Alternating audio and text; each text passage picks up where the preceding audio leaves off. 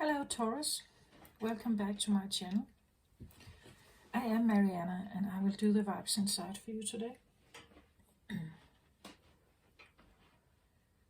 So I've started a new round of tarot readings, and this time I'm going to talk about the memories that may lay in Taurus vibration. It may not resonate with you. If it does, of course, like the video, subscribe to my channel, and make a note or maybe comment if you feel like it felt right for you. It can and it will not resonate with all. It simply cannot, of course. But if you find yourself on a spiritual path, maybe going through something that could resemble a spiritual awakening, and you find that some of this has turned up in your life, well, then maybe you will find something you can take with you from this reading, from this channeling. Okay. So Taurus, I just did the Aries reading, and well, I have found myself on a spiritual path for the last, at least very much, or concentrated on the last 6 years. And it has taken me, myself, my personal story, it has taken me through a lot of different tumultuous stuff. And along the way, I got involved in astrology. I'm by no means the best astrologer, I guess, but I'm learning, and I'm kind of just thinking of astrology as a tool to understand something about the world. It's a very ancient system. There are many interpretations, many ways of seeing astrology. In that way, to comprehend all will be a lifelong study, I guess. And I don't know if I want to do that. I'm just like, I see it as a tool to understand something.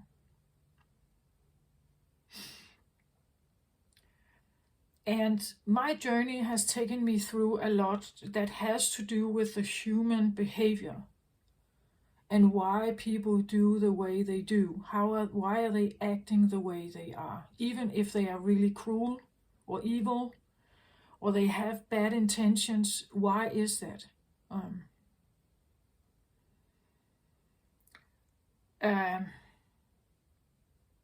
I even have the belief that I'm not sure there's anything called good or bad. I just believe it's atoms, and they hold different energy. And that belief alone can maybe make people click off the channel. But that's how I have been, that's the information that I've received, and still am receiving.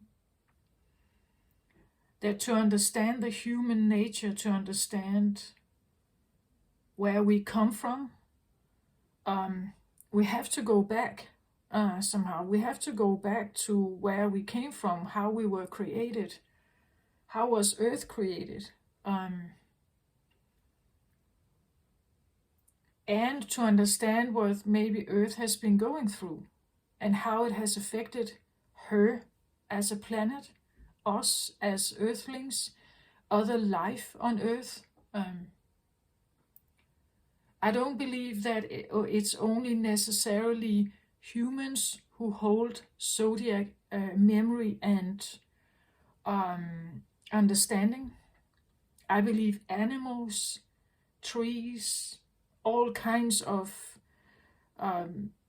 you could say, living being out there somehow has this energy.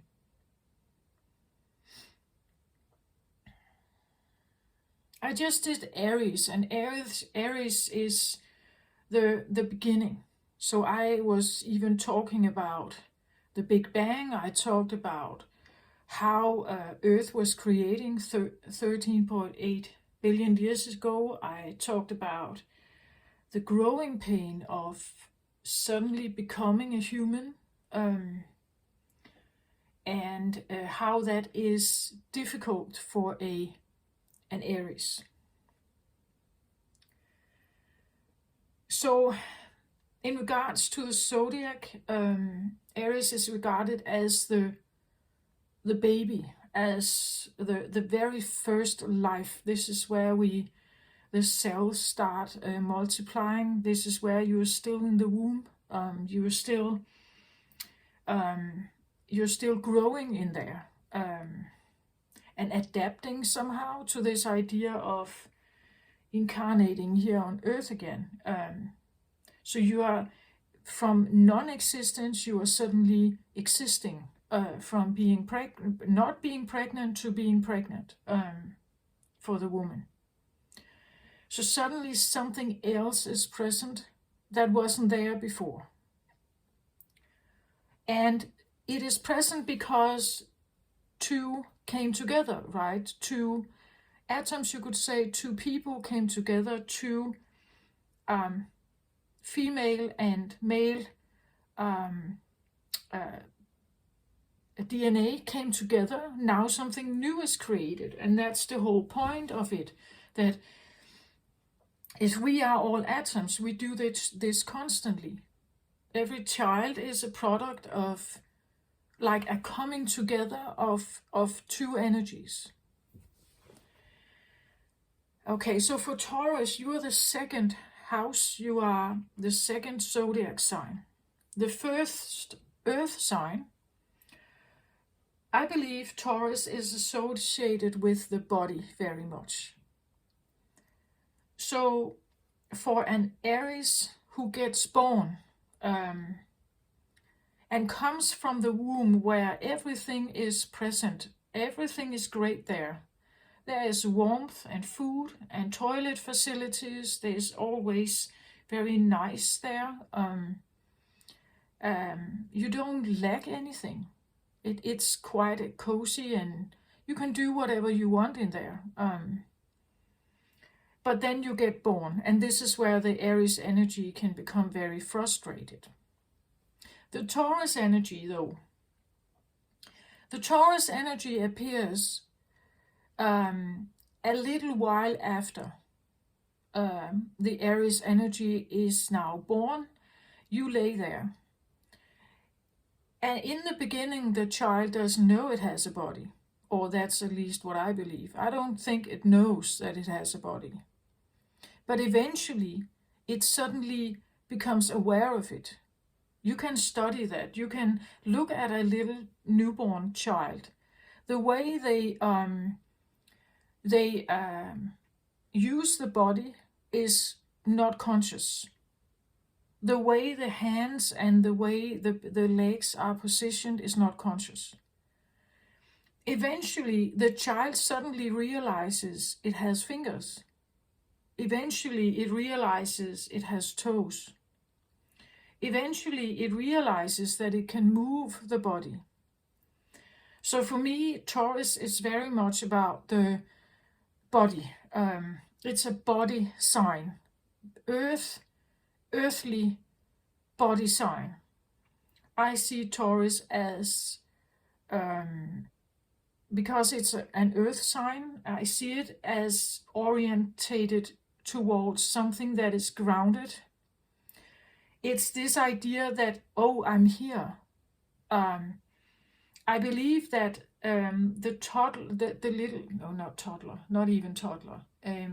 eventually it's becoming a toddler. But in the beginning, it really just kind of figure out that it has a body, and it can control it, right? It's a learning process of controlling the body, fingers and arms and legs and everything. It's the rolling over. It's the learning to crawl. It's the learning to walk. It's the learning to run.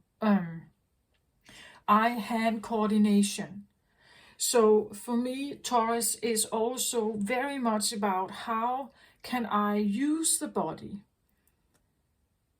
I see Taurus as like workforce. Here we have Taurus people usually have very strong physical bodies.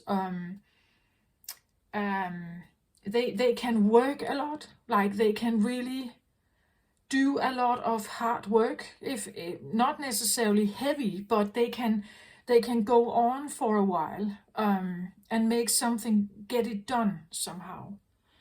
But there can be this learning curve, right? That you have to learn a trade maybe. And maybe stumbling in the beginning, like the little child that's learning the eye-hand coordination. Like in the beginning, they toss it over, right? And it has a maybe a bit of a rambling start to it, but eventually it has it perfect. And when it's there, when you got it, it's like you can keep doing it, right? It just never really disappears. It never, and it's this constant growing, like you put more up, on top of it, right? As a child, when the child sits and can sit and is not tipping over, because it has to get the muscles right. It has to train the muscles to sit, to actually hold the body up. The same as walking, it's about the muscle tone. It's about the strength, building the strength in the body to become powerful and to be able to do stuff, to reach and take and go and everything. And so from rolling over, from sitting, suddenly you can, a child who's sitting can now have stuff in front of them, right? They can have stuff in front of them and they can try to grab it. They can even put small things in a box, and you can have a little book they can look in, right? And they can tear it, and they can throw things, they can kick things, they learn how to eat with a little fork maybe, or it's the control of the physical body. The control of the physical body. It means that suddenly you become aware that you have ears, right? That you have legs, that you have sexual organs. You have, you are in a, like, it's like becoming aware that you have a vessel somehow. Okay, so I'm in this vessel now. How can I use this? Because, as I said with the Aries reading, the frustration of not getting your needs met instantly is a frustration thing for Aries, right? But the Taurus is now older. The Taurus has been here a little while longer. And they still need help as a little child, but suddenly they can do stuff. They are also more awake. They don't sleep as much as a newborn does. So suddenly they can do stuff. They eat different things. They eat more, we could say normal. They are no longer dependent only on milk. They can have porridge, they can have bread, they can have different kinds of food. It becomes more and more adapted to the life that comes.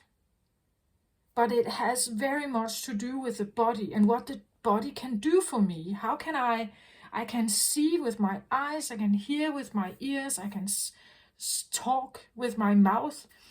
But in the beginning, the child listens more and is only giving out certain kind of voice, like screaming, like trying to imitate words, but can't do it yet. Again, the control of the tongue. Everything is about controlling this vessel that I now have. I have this kind of transportation vessel, and I can do stuff with it. I just have to focus and concentrate and learn to do that. Eventually I become more adapted, right? And I I even get to the point that I'm no longer in the crib, or I'm not a newborn anymore. So now I can crawl around the house, right? I find stuff in the house. I suck at it, right? I have to figure out what that is. And is it soft? Is it hard? I have to figure stuff out. So it's an exploring, the exploration with the body, right? You explore with the body. When you get the crawling thing right, you can now crawl and you can reach for stuff you couldn't reach for before, right? So you make the steps towards it. That's very much how I see Taurus. Again, it's an earth sign, like a planning. Maybe this idea of putting things, organizing one step at a time, right? When I get this right, then I can take the next step and the next step. Very much like the children do when they are small, right? They have different milestones. We talk about this idea that they can sleep through the night, or they can now roll over, or they can now crawl, right? They can crawl, or they can now walk. They can now walk. They can take things. They can eat with a fork or with a little spoon. They can, they do potty training, right? And all this kind of stuff. They get control over the body. Having control over the body and know what it can. And this also means in even more extreme things, I would say, like a Taurus could become a bodybuilder, right? It could be that there's this, I want to find the limit, maybe. I want to find the limit of this vessel. I want to figure out what the limit is of this. I can go, I have now, this is the milestone, right? Now I want to, or you could say, I start out, I want to become a runner. I like the idea of that kind of exercise, so I start running. So I run. Okay. So from running 10 miles, it now becomes into a marathon. And then it becomes into an Ironman, right? And then it comes into other kinds of extreme sports. You get my point of it. It's that idea that I put effort into something, and I take it step by step until I get it right, or until I have maybe pushed myself. On the other end, we have what we could call a very dwelling kind of Taurus. The Taurus that also knows that if I have been running a lot and playing football, eventually I get tired and I have to rest. And for Taurus, I really feel like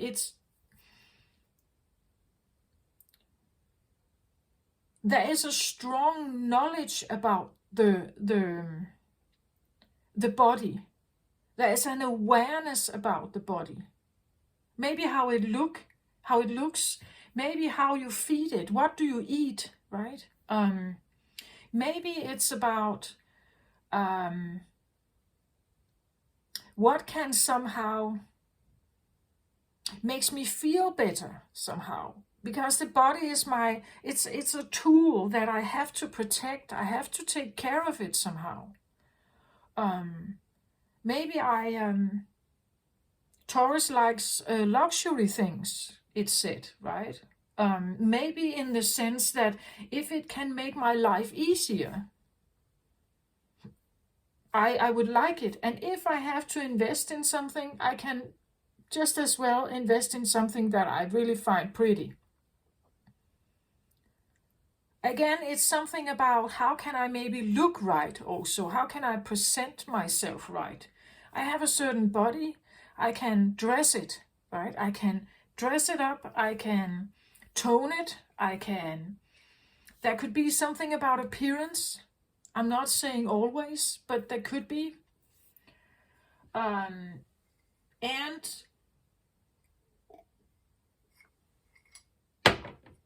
also about the luxury thing, right? This that if I have to rest, why not rest in a very stylish, special couch? Not just any couch, but a special one. Or if I have to I want myself a necklace, I want it to be this, not that one, but this one I want. We all have that maybe, but I guess for Taurus it could be something like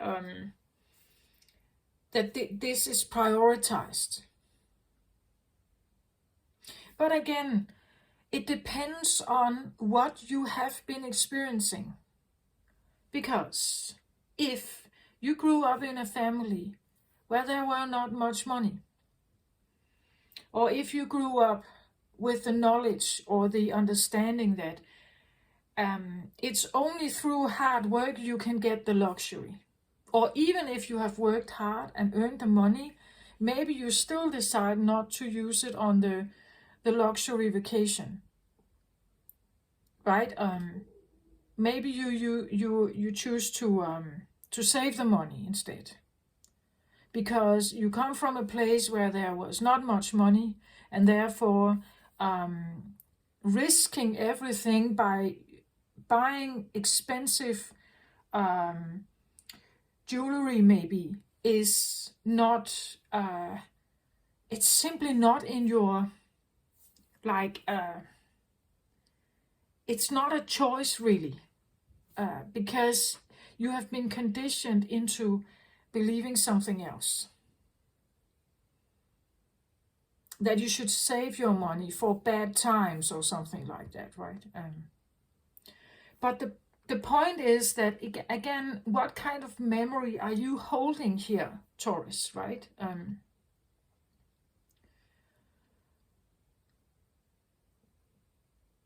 In regards to the Earth and what Earth remembers from the Taurus is, I get this idea that I talked a bit about it in the Aries reading as well. From the Big Bang, in the beginning, it was just dust swirling, swirling, swirling, swirling, swirling. Eventually, the gravitation and magnetic pull pulled the dust together and created more of a mass, a more denser mass that we now know as Earth. But that becoming dense like that, or having a vessel, a body, is, well, you have to get all these different particles of dust are settling in this denser mass. It's somehow still there, right? It's still there somehow. And now you suddenly have we could say a body, like the Earth is a body. Now it became not just dust swirling, but it became actually a ball, or it became something that was, we could say, visible. It got linked together somehow. In the beginning, Earth was like one big giant fiery burning planet. There was no real life there. The life came later, at least that's what scientists say, and the reason was because Jupiter, a very big planet, something hit a meteor, or something hit Jupiter and created a massive destruction on Jupiter. And in that process, a lot of water crystals were released from Jupiter, and they flew through the atmosphere, through space and through the atmosphere of Earth, and hit Earth. So a lot of the water that we know about now here on Earth actually comes from Jupiter, or at least that's the theory. So I believe that we are such a mix of cosmic energy. We are not an isolated earth vibration. We are a mix of everything out there, actually. If the water came from Jupiter, we can't say that it's Earth that produced the water. It came from somewhere else.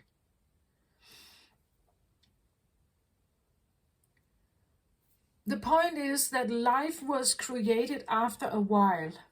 In the beginning, it was a burning planet. It's even said that in the beginning, Earth collided with a similar planet, almost the same size, and they collided with each other. They banged into each other and created what we today would call a planet killer. They merged with each other, but so we have both elements of the original existing so-called Earth and a twin planet, a similar planet that collided with each other. They were in the same orbit. So they collided with each other. The gravity pulled them together and they collided. They somehow merged. But the merger was such a hit and such a devastation that it, you could say the body of Earth was shaken, right? The body of the other planet was destroyed, more or less, but kind of sank into Earth. The moon is a result of that, or at least so the scientists believe, that the moon was created from this other planet that came. They call it Theia. And when this collision happened, fragments of Theia was thrown into this space, amongst that the moon. And they collided somehow and became a mix of two. And so it's said still today that I believe that we have both of these two big planets that somehow collided. But today it would be a planet killer, because they were almost equally as big. Meaning that like two atoms, they collided together. It created a lot of destruction, but it also created something else. It created maybe the potential for future life. The potential for future life if something special is given. And what needed was water and sun, right? And then something started to happen. Then life started to grow. Life started to build. Life started to evolve somehow.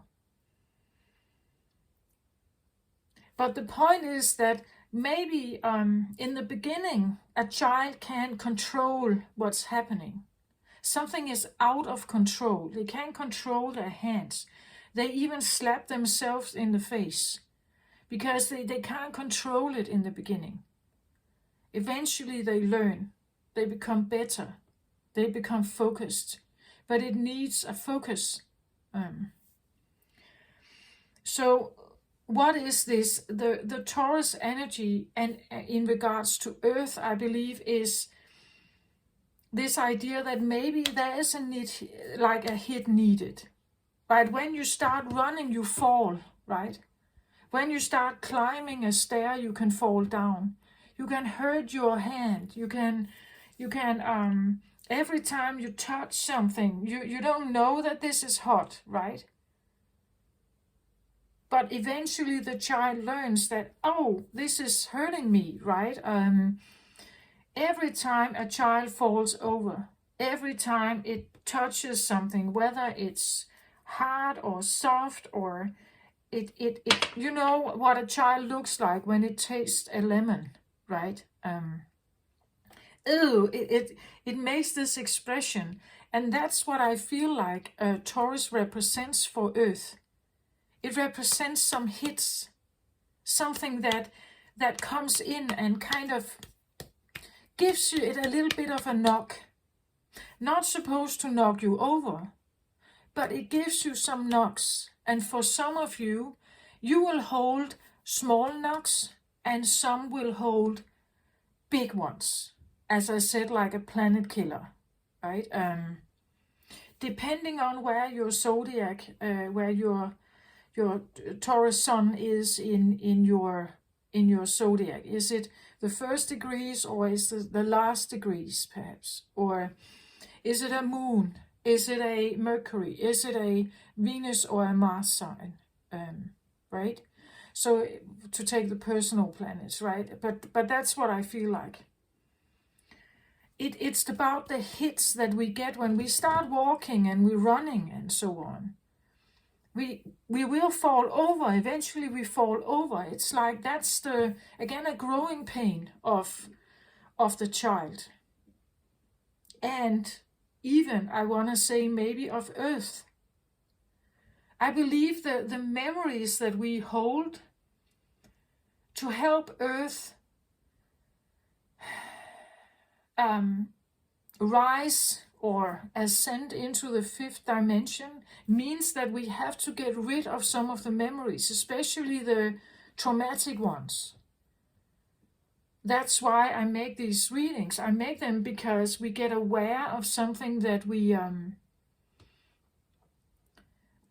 that maybe needs to be released to raise the vibration up. That's why I'm doing this. And I have been guided all the way back through a lot of layers in my own consciousness to the idea of the narratives, to the idea of the stories we tell ourselves, to the stories we need, to the identities we need to have, to find community, to belong, to have a sense of you could say a sense of family or worth here on Earth. Because if we believe that we are only random atoms that collide with each other totally randomly, that is for a human brain not very satisfying. That is like a feeling you are just part of a play or a game. So the ego would take over and say, no, I'm me, right? I have a name, I live here, I belong here, I went to school here, these are my friends, and so on. We make an identity because that makes more sense to us than just being an atom, a random one.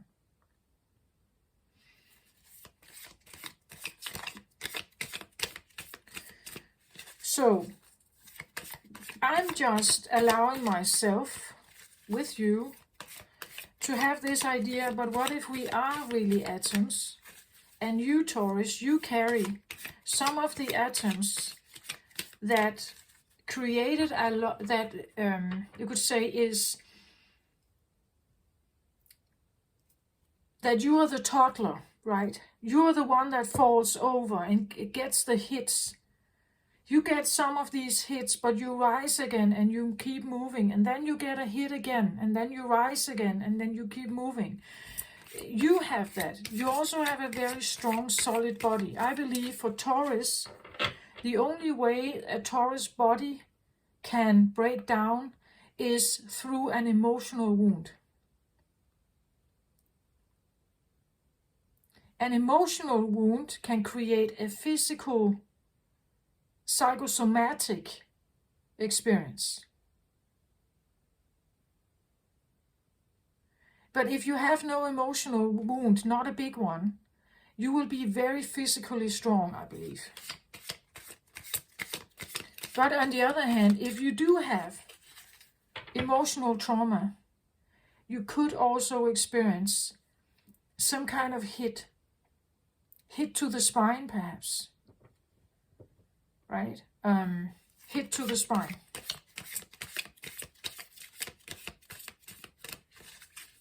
Again, depending on your Taurus position, I'm just playing with this energy. So take it how it resonates, but I'm playing with the idea that if astrology is good enough, I don't believe it's perfect, but if it's good enough to point in a direction, we can learn something from our positional aspect of the zodiac.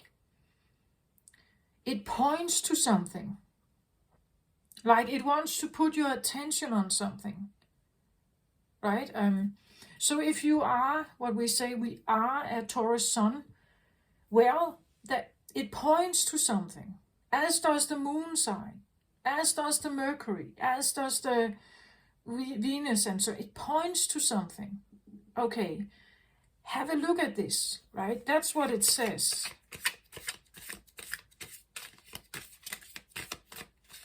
It talks about personality traits, but it can also show some difficulties, especially if Saturn is involved, maybe, right? If you have a lot of planets in the same house, conjunct with each other, that will give you a lot of problems. It's like they can't move, right? They have no space around them.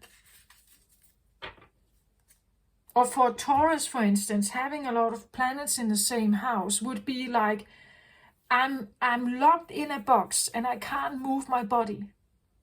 I can't learn how to evolve my body. I can't learn how to walk here. I'm tied so close together here. We can't seem, none of us can't really move here.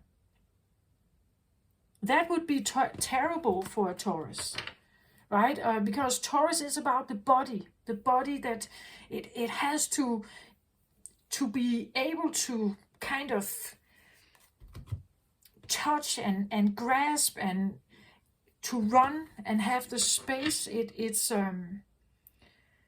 I believe Taurus is also about sensation, this idea that, oh, I burned myself, right? It's about touch, it's about movement, it's about what happens if I put this into water? What happens if I put my finger into the flame? What happens if I touch a warm,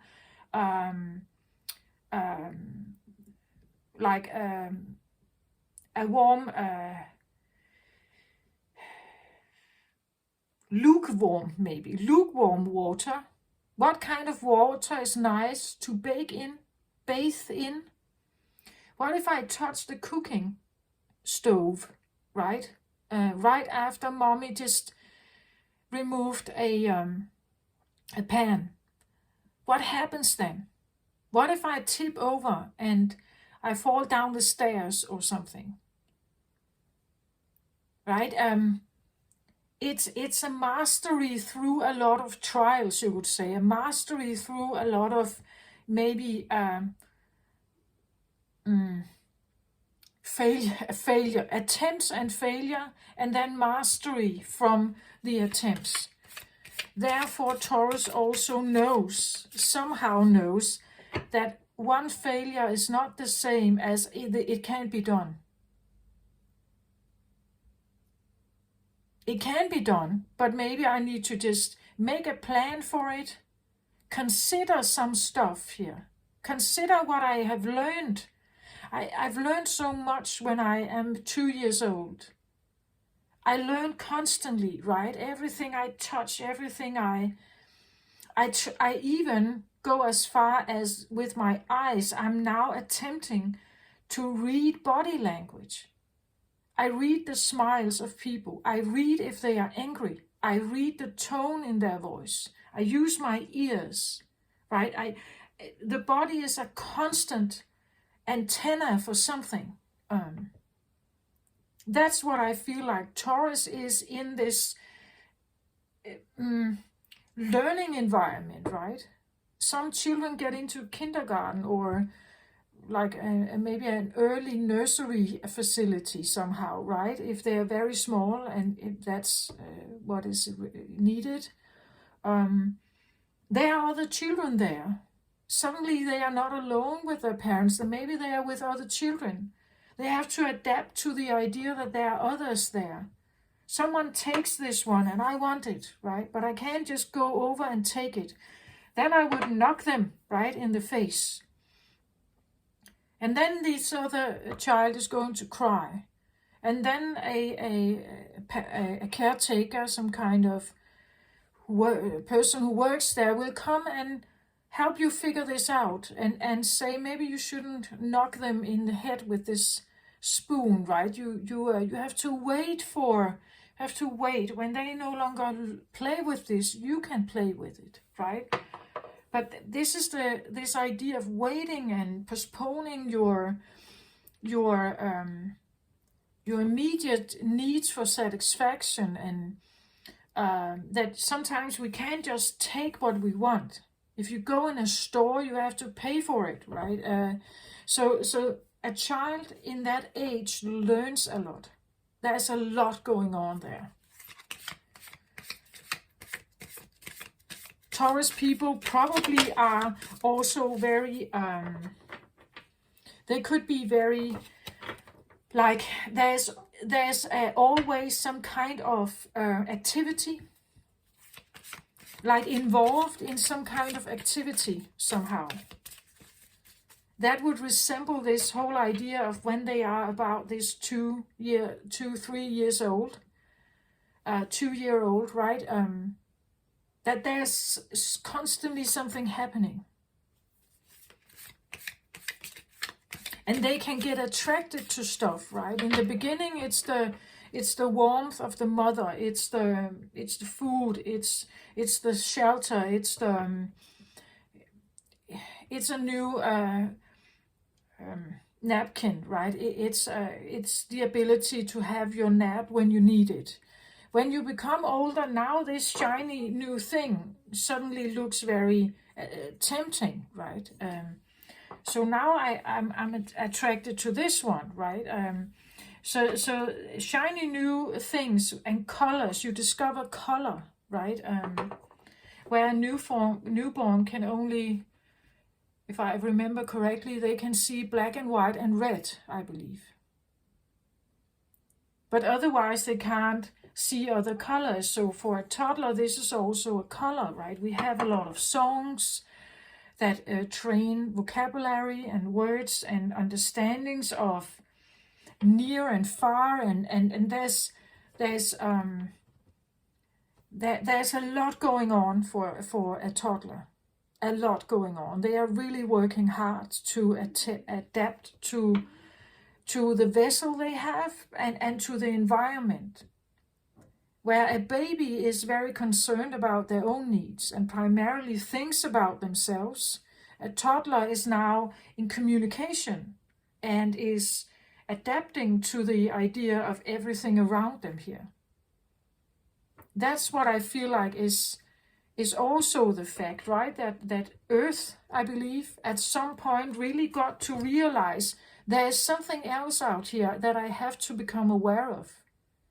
I talked about this like planet hit here. That was a big one, right? That was a big one. I believe it happened around 50 billion years after the Big Bang. So still in the early phases of Earth existence.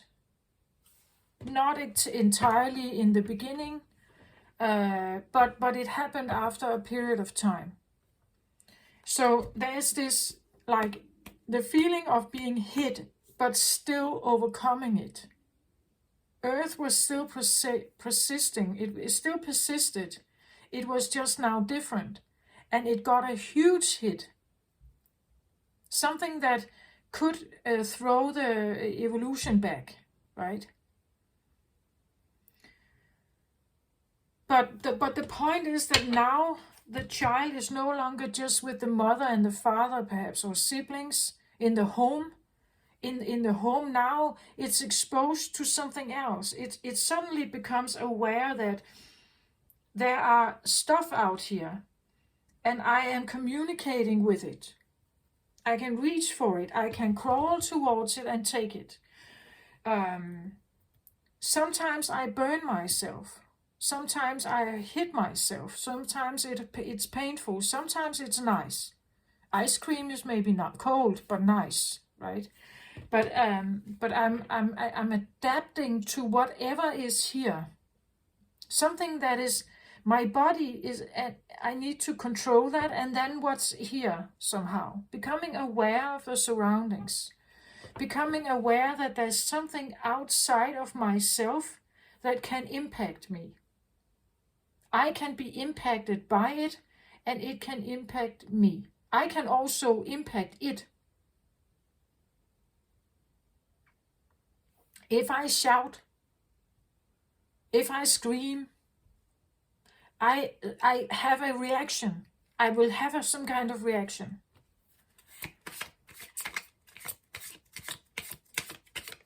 I'm talking about this like a psychological phenomenon, but I believe it's important to understand if you want to know the Taurus energy, if you want to know where it comes from, that it's busy. It's always somehow maybe confronted with something. It's involved in something. There can be a lot of activity around Taurus. Maybe they make plans, they organize to keep every track on everything and the progress of everything. It's an earthy sign. It's concerned with stuff, because that's what it, well, from the newborn stage to becoming a toddler, this is where you get acquainted with, right? You get acquainted with stuff and new people and things around you. So I believe that's a very big thing about Taurus. And again, if you were raised with a nurturing, caring home, you would probably have like it would be easy for you to kind of figure this out. But if you have really bad terms of childhood and you had trauma, like really bad trauma, I believe that it can really affect you in the way you deal with life, right?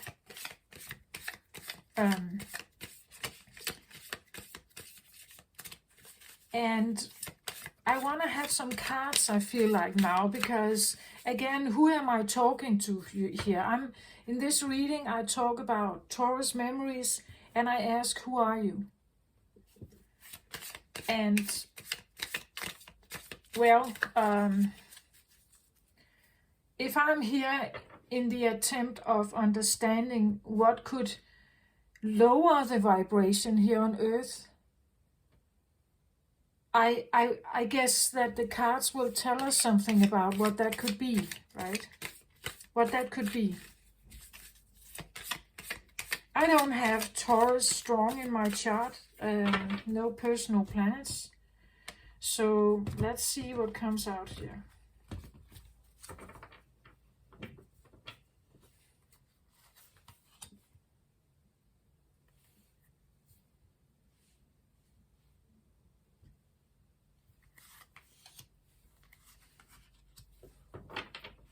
I was kind of told to kind of put 3 here. At the bottom of the deck, I get the 6 of Swords. So the 6 of Swords talks about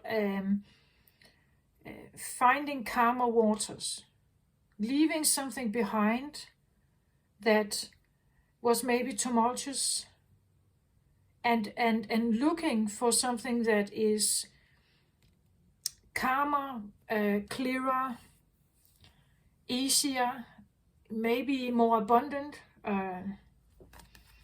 And again, as an underlying energy, I believe this is a kind of a, I almost want to say a survivor energy. It has this, again, as I said, if you fall over as a Taurus, falling over, sometimes the temper of a Taurus can be very, very rageful, right? If something doesn't happen, they can become really, really angry. And maybe they rage for a time until they figure out it doesn't help anything. Then they try again. The point of this is that this is an energy that Well, it looks for calmer waters. It looks for better opportunities. It want to leave something dark behind, and it sees something else here that looks more fun or more bright or light here. So I'm leaving this situation because this seems more abundant. This seems brighter, better. But you see, and that could be a Taurus thing, that maybe you have a tendency to leave something that doesn't look very good. Simply just say, no, I don't want that. So I go somewhere else. This seems more fun. I go here.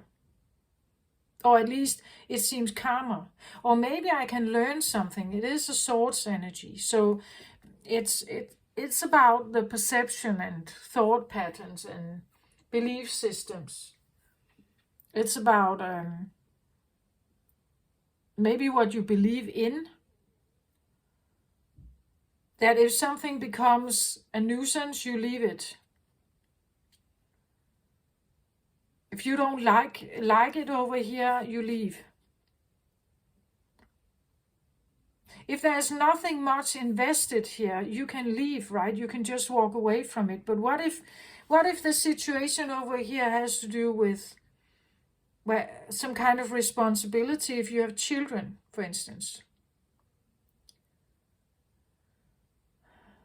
Is it that easy then to just walk away? I don't know. What if you have parents over here who are very sick, or do you feel a responsibility to take care of them? Do you feel that you have to stay?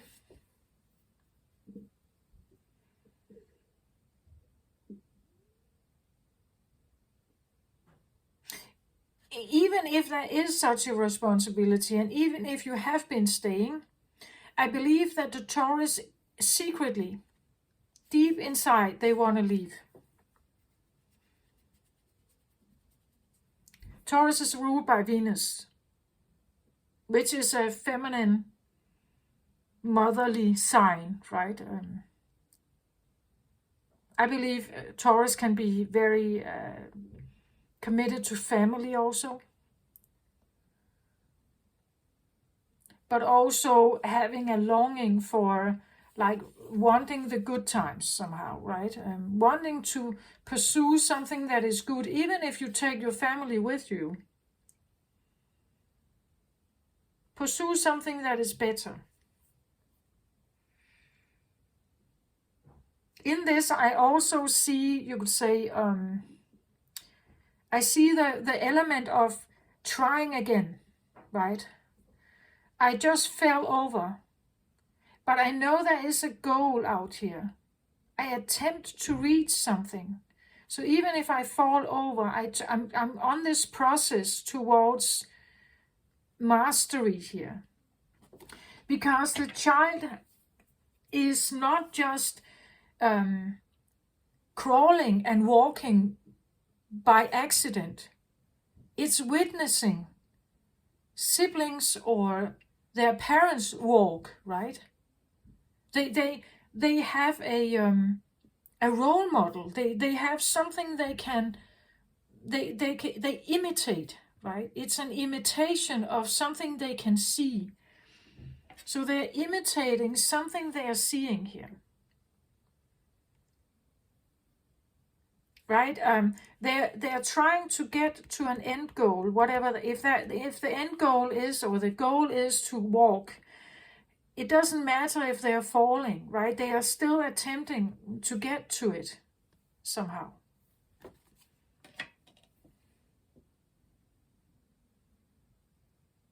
And it's a constant brain development. Eye-hand coordination, eye-hand-leg coordination. It's a constant development of brain.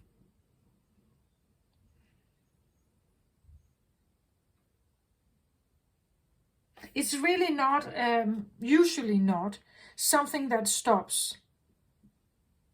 It's not that the child stops halfway in crawling. And of course you can be knocked over and you can cry, and some children are more sensitive than others, but I believe a Taurus is quite robust.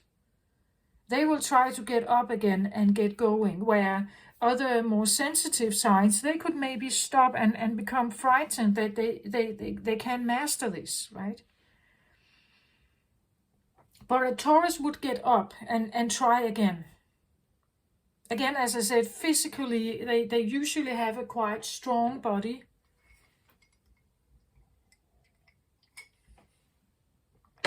They don't necessarily easily get sick, like influenza and all this stuff.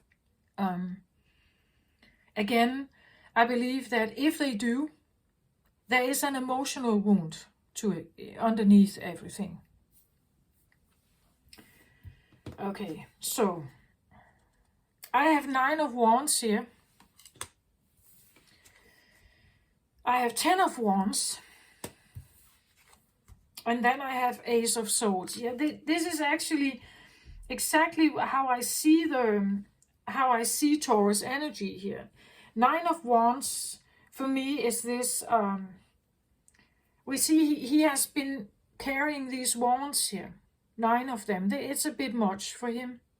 He's now kneeling on his knees here because it's quite difficult to carry all of them. The 9 of Wands can talk about a feeling of being overwhelmed. 10 of Wands also. But 10 usually comes with the idea that 10 signals a fulfillment or the end of the road, or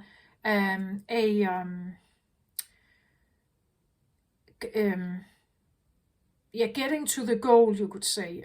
Eventually you get to the goal and you can lay these down, the burdens here. Where here you're still carrying them. You haven't quite figured out how to get rid of them yet. 9 of Wands for me can be a card of addiction.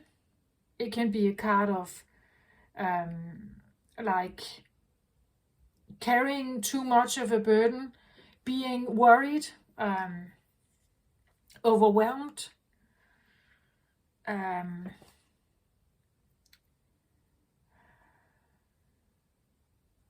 Wands energy is fire, right? So this may have to do with temper, with the temper element.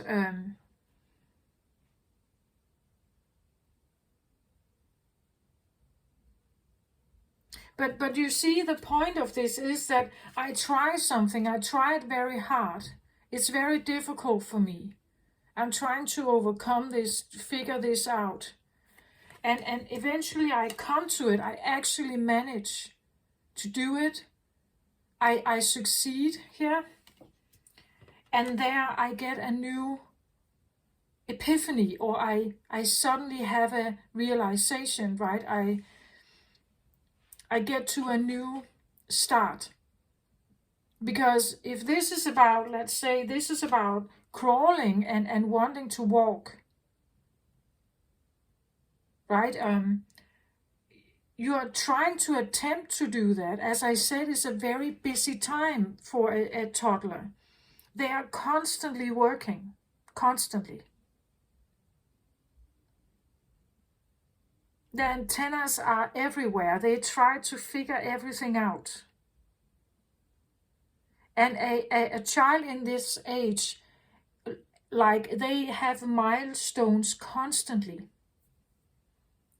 Like they learn more than I believe adults can learn in their adult lifetime. They really overcome a lot here. And still adapting to the environment, right? Especially if the environment is chaotic and dangerous, maybe.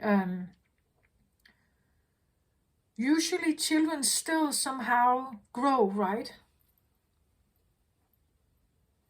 Children that have been neglected or not emotionally or physically treated well, they still actually get to walk, right? Crawl and walk and speak. They may be shy, they may be aggressive, they may have all sorts of stuff going on, but they usually develop, don't they?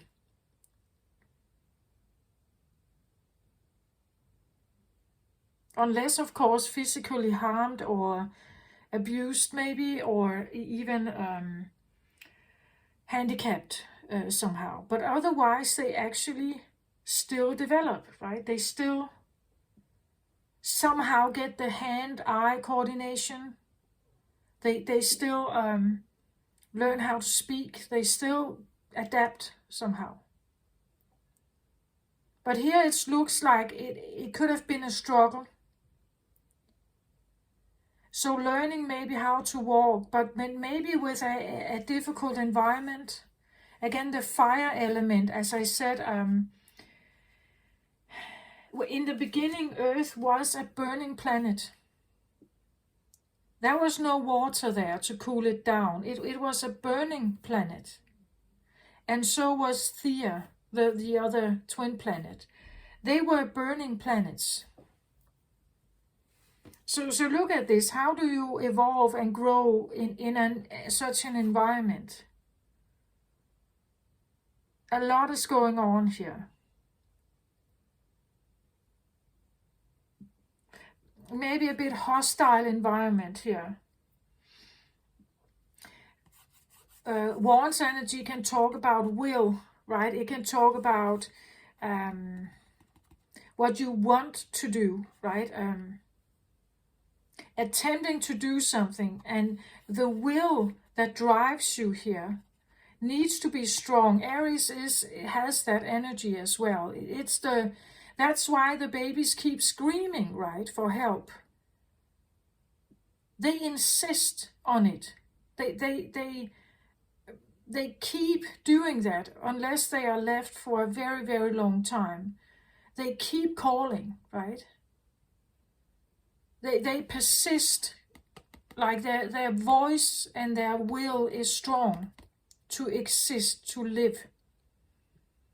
And they ask for what they need, so they keep the will up, right? And the parents attempt to do what they can to somehow help them adapt, right? Here we have an energy that comes from this place, right? And I'm now trying to attempt to rise up and walk here. I'm still walking. I learned to walk, but I'm still carrying a lot of stuff here. So for the Taurus I'm reading for here, I guess that the learning environment has not been it has been difficult, maybe burning here. Maybe there has been a lot of drama, I want to say, fire energy, a lot of drama in the beginning for you. A lot of stuff that could burn you here, that could really hurt you. But still you managed from crawling to walking, right? But it's still, even when you walked, it felt like you may have carried a lot of stuff here on your back. And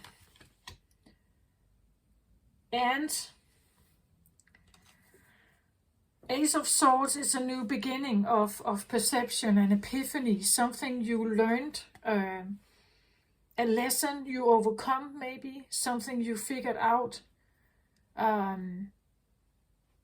This can talk about identity. It can talk about how your identity was formed through a lot of trials or through a lot of burning here. You formed an identity. And the identity could be that I'm not staying in situations that I don't like. I'm getting the hell out of this. Maybe you have an attitude of doing this, just leaving. But you have to understand why. The reason for this is where you came from. right? It's a situation where you have been very burnt here. If this has to do with your home environment where you grew up, we could even talk about maybe your homeland, the city you grew up in, the family line or lineage, the maybe you come from Theia, right? There's other planet that collided with Earth.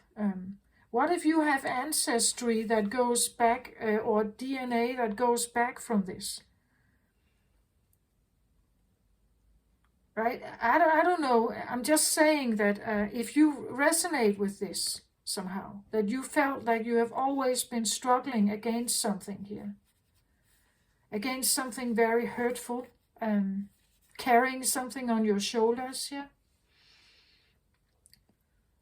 and you can't define it. You don't know where it comes from. You can't find it in your, you can't seem to figure it out in your upbringing, for instance. If you can't seem to figure it out, what if it actually comes from something way older, something that goes even further back? And because you are Taurus, you now hold this energy, right? The struggle of, we could even say this may even have to do with gravity, right? Just this learning of gravity. Also another thing that the child has to figure out, right? Why everything drops downwards, right? Including yourself. If you stumble, you fall downwards, right? It's there could be a gravitational thing here as well that we have to understand. Do you have gravitation towards something like this that could burn you? Do you feel like you get drawn into a situation where that happens all the time? Maybe you have to become aware of this, where there's a lot of drama, family drama maybe here. Where there is a lot, like maybe you want to come in and help here, and suddenly everything becomes your burden. Right? Because you have a strong family, maybe feeling towards helping or being like maybe a fixer, a builder or something in the family. Strong family ties. But if it ends up with you carrying a lot of burdens here, or you are carrying the burden for someone else maybe, who got knocked over here. If we see this as Earth and this as Theia, Theia was probably the planet that was mostly damaged. So if this one was knocked down to its knees, someone else took over maybe. But both of them were damaged here. Or they became one, but both of them were damaged.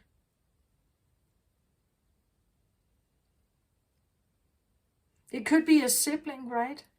You may have felt like I've been carrying the weight of someone else's wound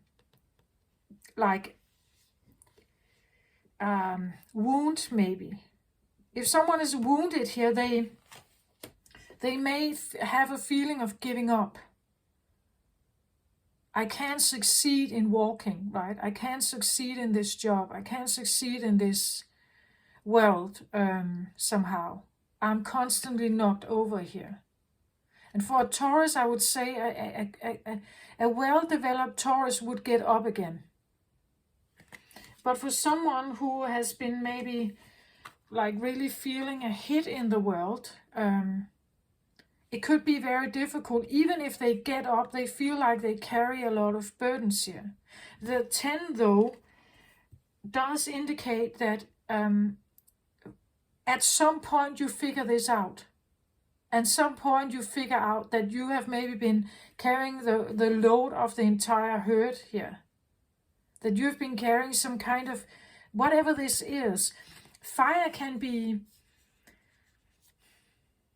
directed towards you, right? It can be directed towards you, if that's projections of others. Strong wills of others, maybe strong egos perhaps, from others. And somehow it burned you, it gave you burn marks, and you've been carrying it with you, right? But maybe you shouldn't carry those burn marks. It's coming to an end here, it seems like.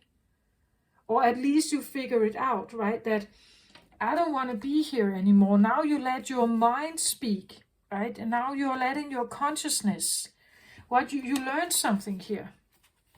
You learned something. Maybe I should have a new beginning. Maybe I shouldn't stay here. Maybe this is not right for me. Or when I move out here, I want to have a totally different kind of life. I don't want to stay in that trouble, right? I want to go somewhere else. Somewhere where I'm more appreciated or more understood or more... I'm no longer dealing with the wands here. The wands, well, it's fire energy. Maybe you have been surrounded, Taurus, with a lot of wands energy, so fire energy. Let's say your mother and father are fire signs, or your siblings are, right? And it has been like a burden to deal with their fire, right? Their will, maybe their explosive temper, or maybe their projections, their opinions, their way of living life. Because fire signs, I believe they are usually they're very passionate, right? They become very engaged and very passionate and very dramatic about what it is that they want. Because it's important for them, right? They engage in it, this like very strong-willed. And maybe this strong will here somehow hit you. It hurt you somehow.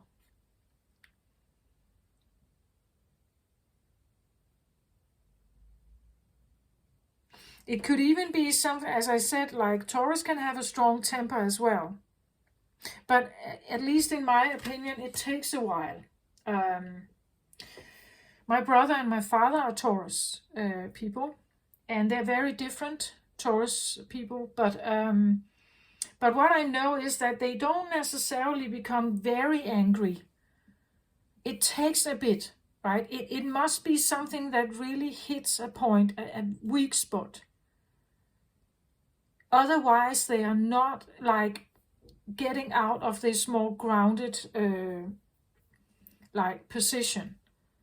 Especially my brother, he's very teddy bear-like. It takes, if you hit him in a very wounded spot or something that touches his heart deeply, then he will rise up. But otherwise, he's very teddy bear-like, actually.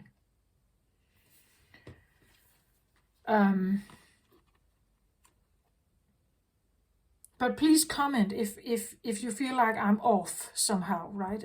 Because again, I don't have strong Taurus myself, so I can't really. I'm not sure. This is just what I feel into about the energy here. I believe if you are this one, right, and carrying so much fire here, that's then you may be a Taurus who has a lot of fire also with you. And the fire seems to be a burden. As I said, the fire can... One wand is... An Ace of Wands is typically something fun. Something new, exciting. Something great. Something inspirational. Motivational. It's something that we want to grasp. Right? As I said, when you look at the flame here, it can look great, and if you want to touch it, this is where you burn yourself, right? But looking at it can be great, right? But here he has many wands. So maybe there has been many attempts, you could say, to master something or to have something. Again, it's motivational, inspirational, fun. It's alluring.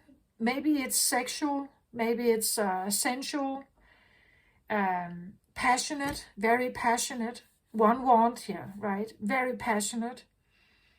And he's still holding on to this one. But look now how they have piled up here.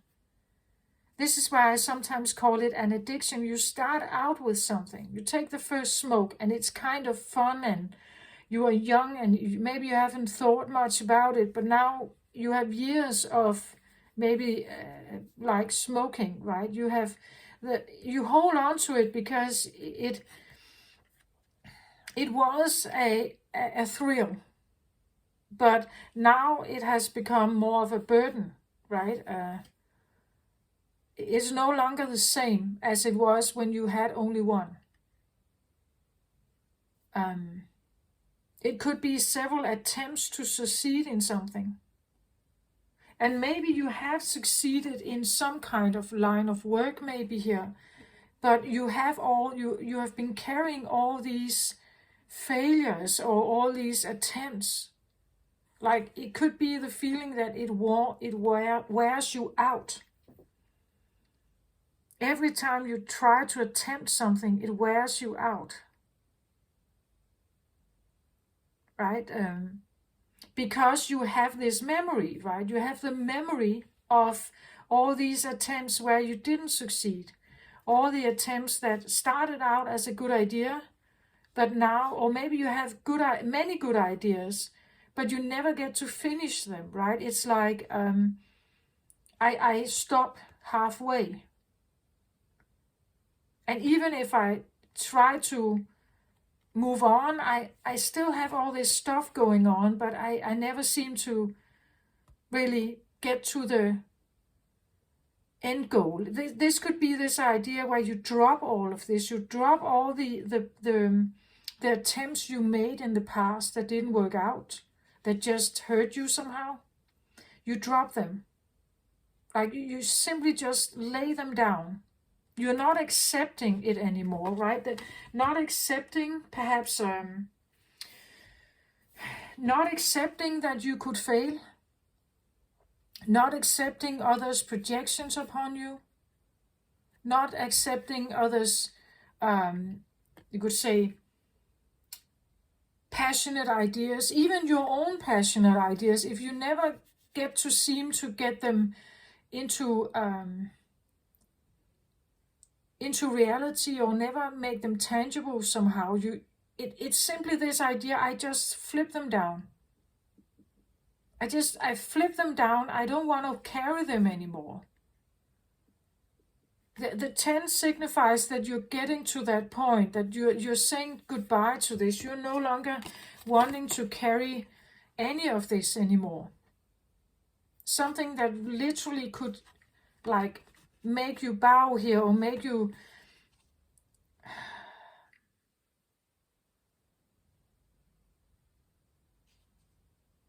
I want to say kneel, right? It's something that could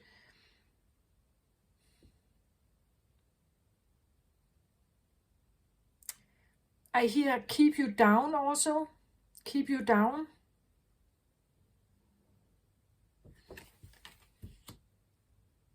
But coming to an end of this and having maybe a new voice, maybe you're saying something, or you are building a new identity, building a new belief, building a new perception, taking a new choice, or making a new choice.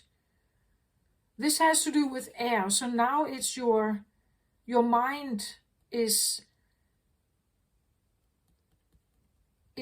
I want to say taking over, right? Your mind is now choosing to think differently. That I can go from this position to this. But the only one who can do that is me. I have to choose to do this. right? I have to choose to do this.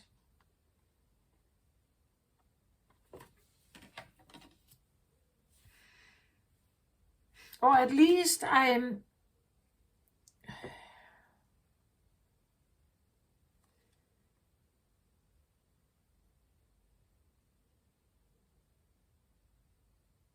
maybe a message is coming here for you.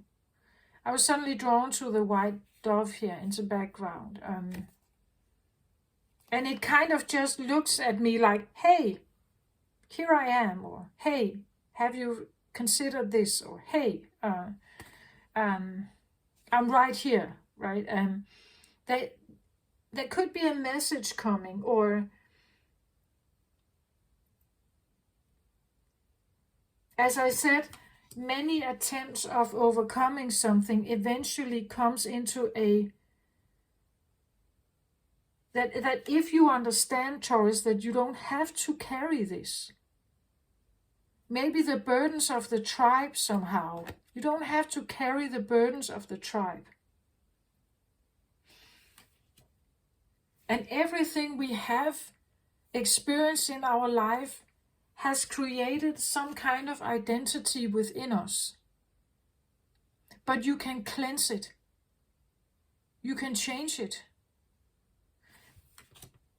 It's like if you hold on to something. Let's say you're carrying some burdens because others have maybe accused you of something here. But what happens if you are not acknowledging the accusations? If you are now choosing, with a choice here of the sword, you're choosing to say, well, I know that my family would judge me if I'm not following suit here. I know that they would probably want me to do the same as they have done, and therefore I carry the burdens of the lineage here.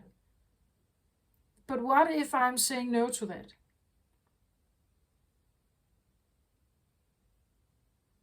What if I'm not acknowledging all this fire here, all these wills, all these projections maybe? What if I'm no longer accepting them? What if I'm saying no to these accusations?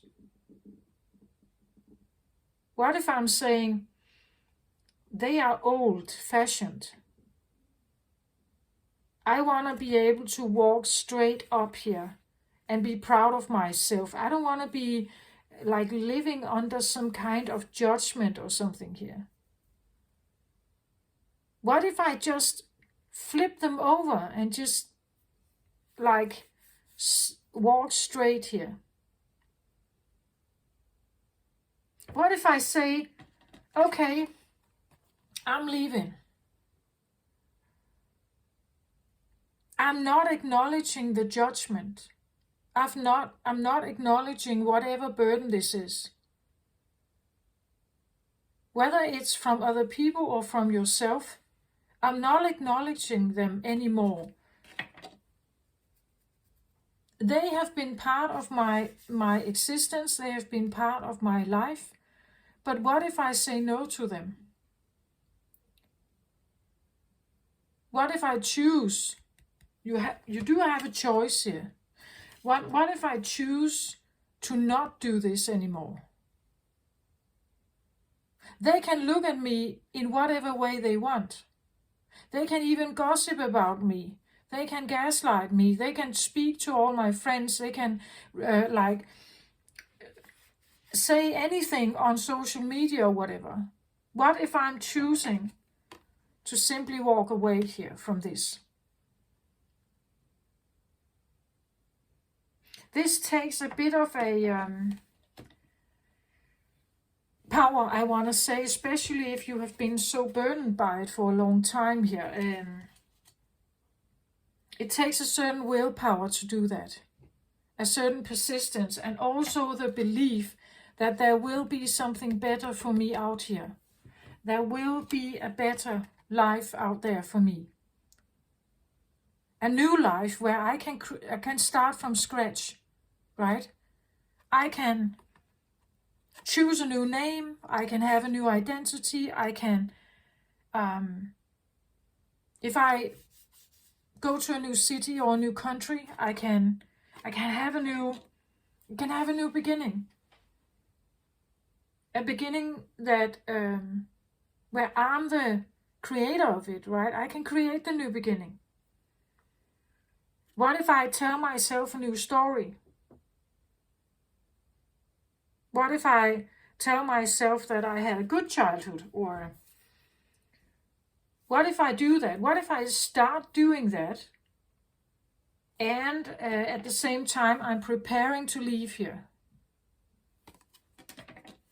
There's definitely some kind of epiphany here. There's something that and that's what the 10 does here. The 10 does that you come to some kind of maybe being fed up with this and saying, no, I don't want to do this anymore. And this is where something new is starting, right? Something new is starting here. It's probably the start of this. The start of you leaving some kind of tumultuous situation or dramatic situation. You are now leaving it. But the reason you leave it is because you follow the sword. You follow this. You follow this new thought you have about yourself. Hell no, I don't want to stay here anymore. I want out of this. This is not for me. There must be something else out there for me. Right? I don't want to bow down to any burdens here anymore. I'm getting myself out of this addiction, or it could be the feeling of a clean slate here. I have served my sentence. I have obeyed. I have bowed down. I have done everything I was supposed to do, or whatever I could, and now I'm not doing it anymore. I'm released from prison, or I'm having a new start here. At least you can have a new start if you say no. Source energy is also about the voice, right? So maybe you say something here. You say something, or you receive a message here that may help you, a truth, an epiphany, something that may help you to walk away from situations that are not in your favor.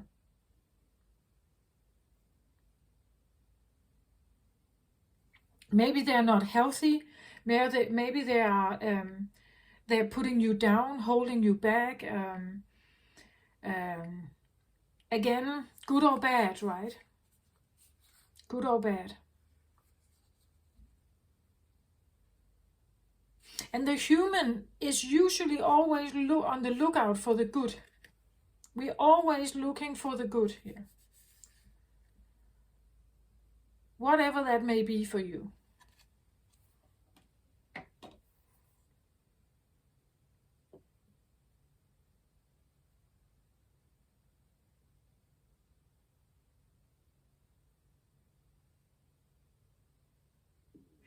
There are two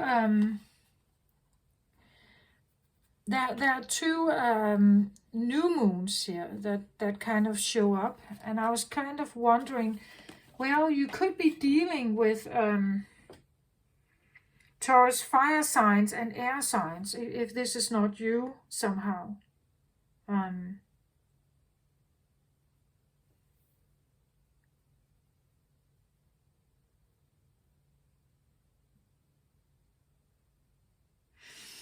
Yeah.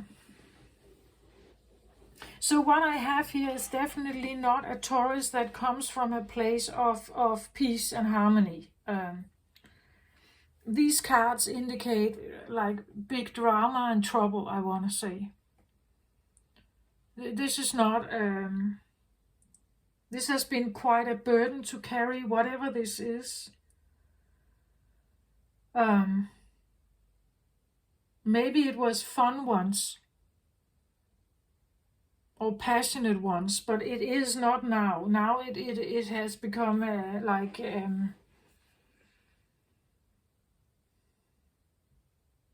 it could be the feeling, as I said with the toddler, right? It tries to walk and falls over, and then it rises up again and it walks again and falls over. It could be this feeling that I have attempted something for a very long time and I haven't succeeded. But again, this is fire, right? And somehow I have the feeling that maybe, have you been attempting something with the wrong element? You are an earth sign. Have you been attempting something with the willpower, with the fire? Something that is really not you, or again, we are a mix. Maybe you have strong fire, but I just have the feeling that I don't even have earth here yet.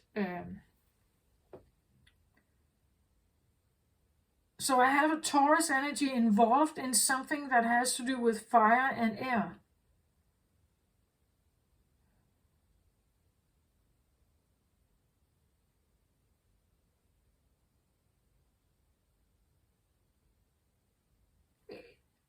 And I get the feeling, if this is your fire energy, so the willpower you have, it could be the feeling that maybe you need new air, right? Maybe you need a situation where, when I say air, I mean literally breathing air, but it can also be the words of others. Have you been in a situation with polluted air? Meaning that there was no support here. Right? That the air here was polluted. You didn't get support. Right? That maybe you were not supported in whatever attempt you were trying to do here.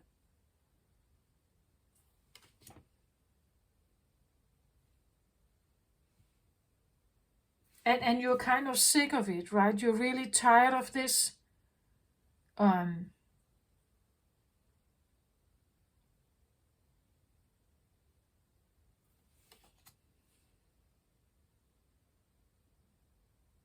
the temper here seems to be, if it's your own temper, I want to say you're kind of fed up with this. Like it has been it's not a good situation. The building element is maybe tiresome, right? This idea that I'm the builder, I'm the one that has to rise up again all the time. I'm the one that has to fix.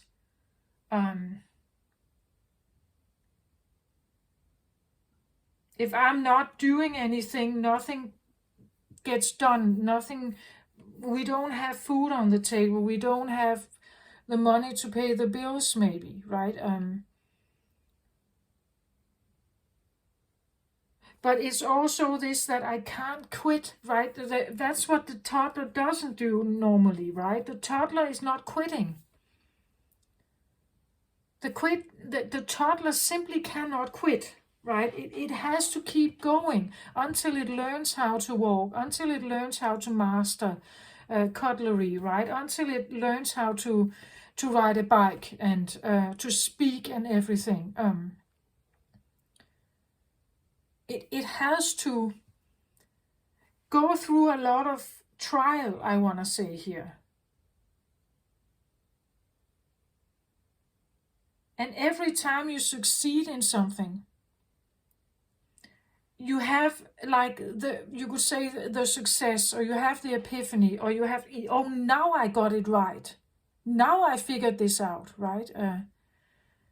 But maybe it feels like it's a trial to get there. And I believe it is for a toddler. It must be, right? They are constantly working, right?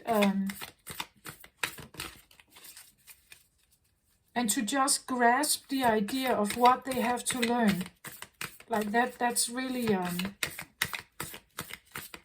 and still a toddler has temper, right? They still want their things to be in the right order. They still want to have things like in the right time. They don't necessarily want to wait, right?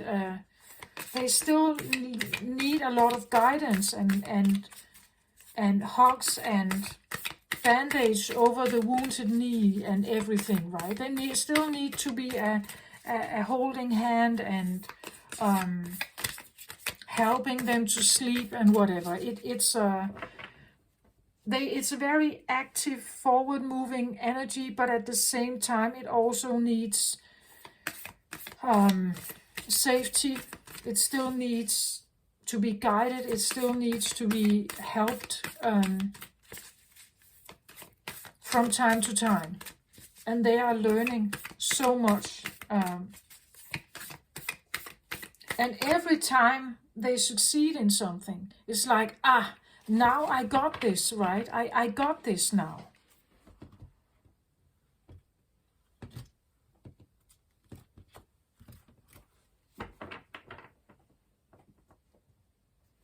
And it takes me, every time I attempt to succeed in something, it takes me from one place to another. Because I can now walk, I can also learn to run, right? Because I can now run, I can maybe learn to, I have increased my balance. Maybe I can learn to ride a bike, right? So every time you move from one place to another, every time you kind of attempt or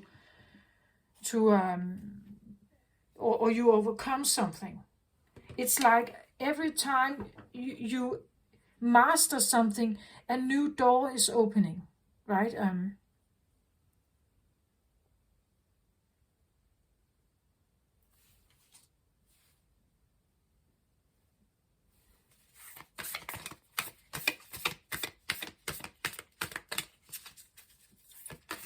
But there is a lot to take in, there's a lot to figure out, there's a lot that is going on. And maybe, again, as I said, as opposed to an Aries, who is usually this closed in on themselves when they are babies, Taurus is not. It opens up. It has to. It's learning from, it's watching, observing, and learning, imitating what is going on around them, right? So it from being more closed in on themselves as small babies, they're now opening up, and they have to be very receptive to what's coming, because this is how I learn, right? I learn something every time I can watch and observe and listen and hear. I have to become very open. Even to the things I may not like, because I don't know I don't like them, right? I just open up the gates, so I don't know I don't like it. It's only when I feel it, I don't know before I touch it's only when I touch it, I figure out I get burnt, right? So it's like a constant learning curve for a Taurus. And I'm asking this, who are you, Taurus? Because if we know this about Taurus, how much effort they put in, and how capable they are to learn new stuff, and to grow and become bigger and more talented and everything. But also how involved they are, maybe overly involved sometimes. Almost stimulated sometimes, maybe also, right? That they need a rest. But again, they can become very excited, like the little toddler, right? Who wants to know everything. They ask, right? When they get a voice, and they can ask questions. That's probably more Gemini, I think. That's the next step of evolution. That's the voice, right? The voice. Building the identity, right? But maybe you have been building an identity that's really not based on your stuff, right? Maybe it's based on lineage stuff. And you want to walk away from that and have new beginning, right? You want to leave. I'm not sure that Taurus thinks about this, what all kinds of struggle they've been through. Maybe you can tell me, right? Do Taurus remember the struggle they've been through to finally master walking, or to finally master something here? To finally, I'm walking still a bit, I could tremble, right? Because I have trembled before here. I have already burnt myself a little bit. I have fallen down before, but I'm walking now, right? And when you get to that point where even though I have failed many times, or even though I have burnt myself many times here, I'm still attempting to walk, and I'm actually doing it. Even though I have this memory with me. I'm learning from the memories also. The memories tell me what is solid ground to walk on. Should I choose to learn to walk here on flat or ground or on a stair, right? You have memories here. And those memories, we could say all children have to go through that, but I feel like they are maybe especially strong for Taurus, right? What all the attempts that it took, all the attempts and all the knowledge I had to have in order to be successful in this. I had to remember all of this, right? I had to know all of this. Then I can walk, right? All the attempts, all the frustration also. There can be anger with the fire energy. Frustration, there can be... Again, here they are lit. Here they are lit.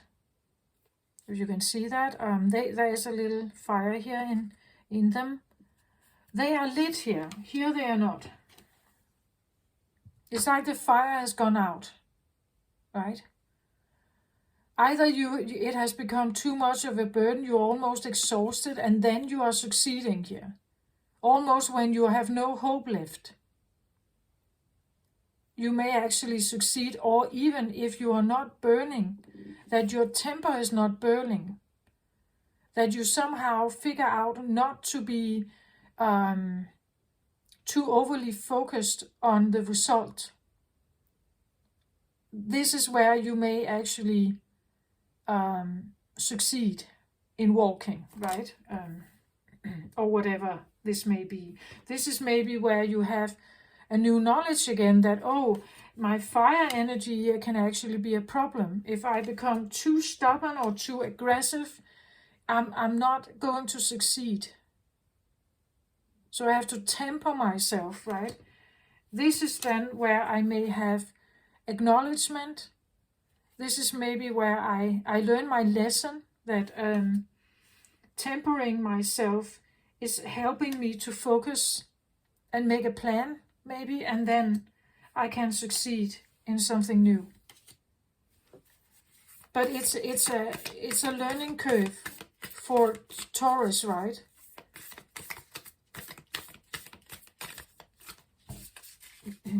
We all somehow go through this, right? But I believe maybe it's something that stays with Taurus.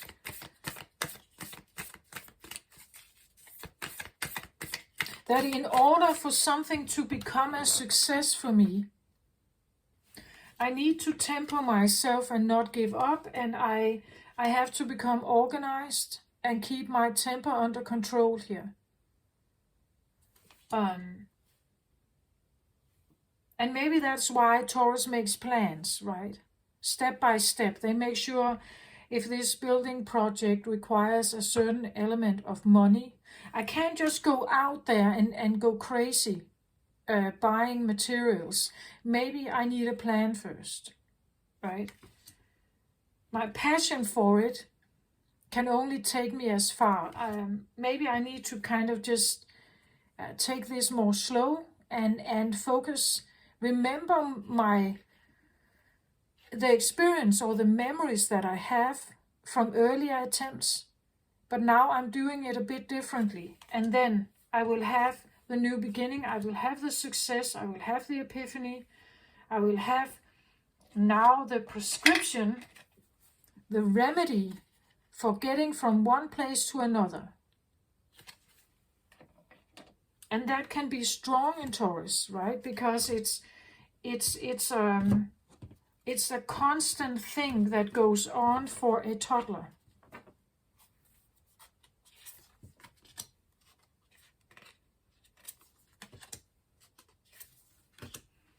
Underlying energy for the clarifiers here, I get the 2 of keys, the treasure. Crown chakra here, purple color, corresponds with these 2 energies here that you're learning, right?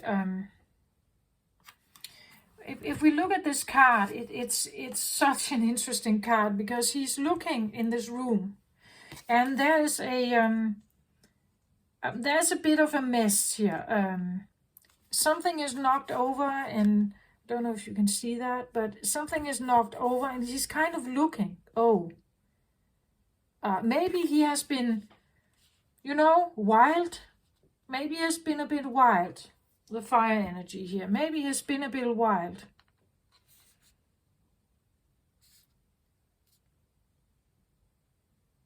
And look at how he holds his hand here. It's like, oh, what has happened here? My things have been knocked over. Maybe they have even been destroyed. Again, we have like a new moon here again. Maybe the feelings that new beginnings, like a new moon, new beginnings come with maybe a sense of needing to tidy up my mess or become a little more focused, that I can't. Yeah, it's like I've had maybe you've tried to do something here, and in your attempt to do it and to succeed, you knocked things over. As the toddler does, right? Because it simply can't focus on everything at the same time. When it starts learning to walk, it will fall over, and maybe it tips something over, right? It's a part of the learning curve to come from one place to another, and maybe to have this feeling. We even have that in toddlers, right? They even say that if you knock if you knock a little play tower over, they will say, like, it's destroyed, right? They realize that something can be destroyed. And the building process sometimes is like that you have to try again and again to get something right. Let's have a look at the cards here. So I have the Queen of Scrolls here, reversed.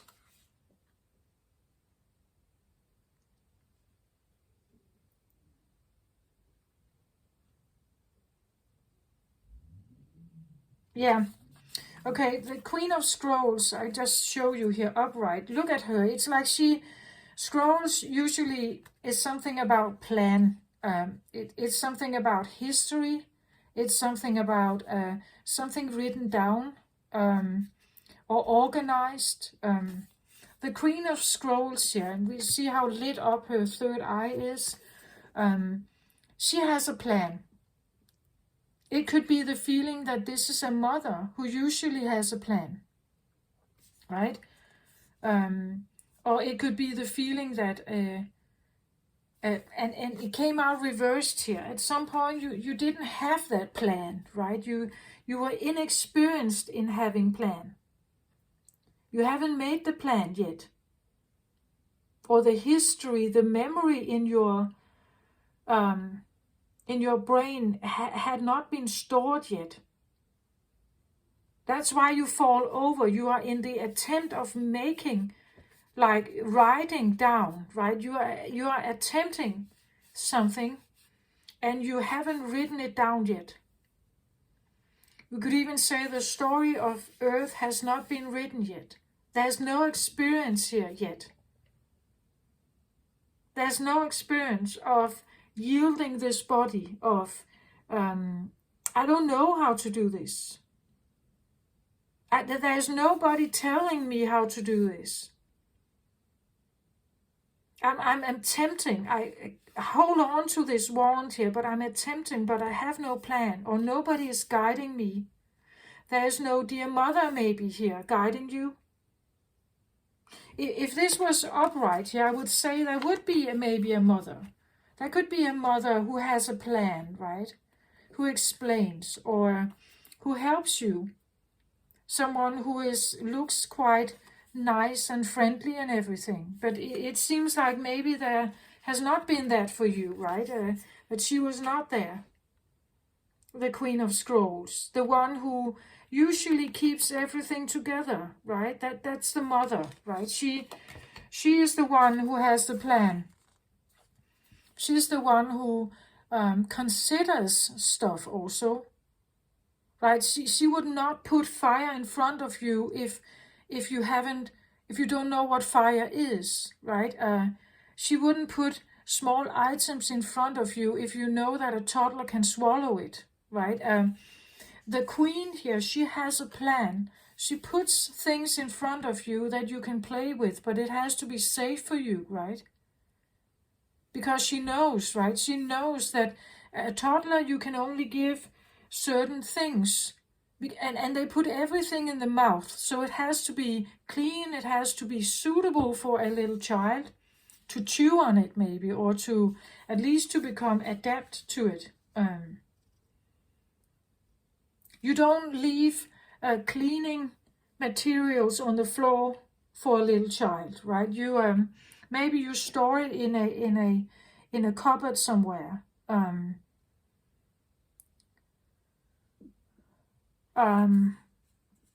You know that this is the mother who knows. She knows what it means to become the guardian, the mentor, right? The one who can help you be initiated into the world here. But what if you didn't have that one? What if she was not really there? Maybe the attempt to learn how to crawl and to overcome stuff was not, at least it was not her, it was not because of her, it was because of yourself. You had to master the will to do this if someone wasn't there for you. Right?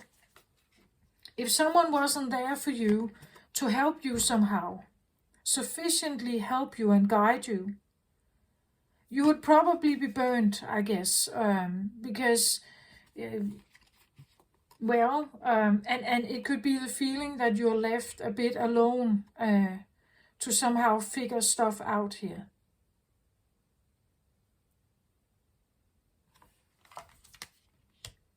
Maybe you were overly burnt because of that. If this one would have been around, maybe you wouldn't have 9 of Wands here. Right? Because she would have guided you. She would also have encouraged you. She would have given you the bandage on the wounded knee. She would have blown on it and kissed it and sang a song, singing for you, or holding your hand and encouraging you, right? Comforting you and then encouraging you to try again, right? She would have done that. But if she was not there, if she wasn't there, you needed to somehow figure out to do that on your own.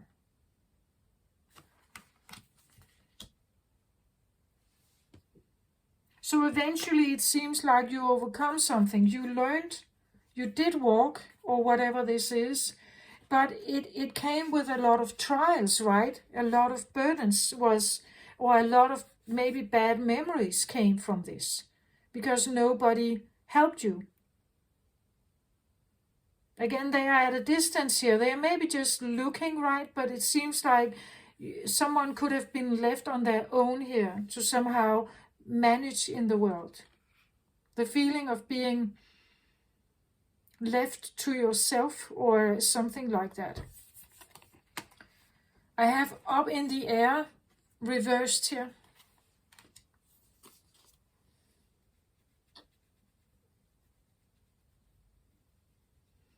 So up in the air, look at how again there are I see like parents here or beings here that they're just watching something fly. They're watching from afar, but not participating in something taking off, lifting off here. They're not really participating. They are watching something grow and lift off, right? Again, as I said here, it's like they're just standing in the background here, watching someone grow or something rise up and becoming masterful here.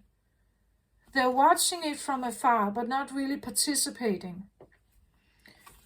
I saw this as reversed here. Nobody, in this case, I see it actually as nobody witnessed you take off.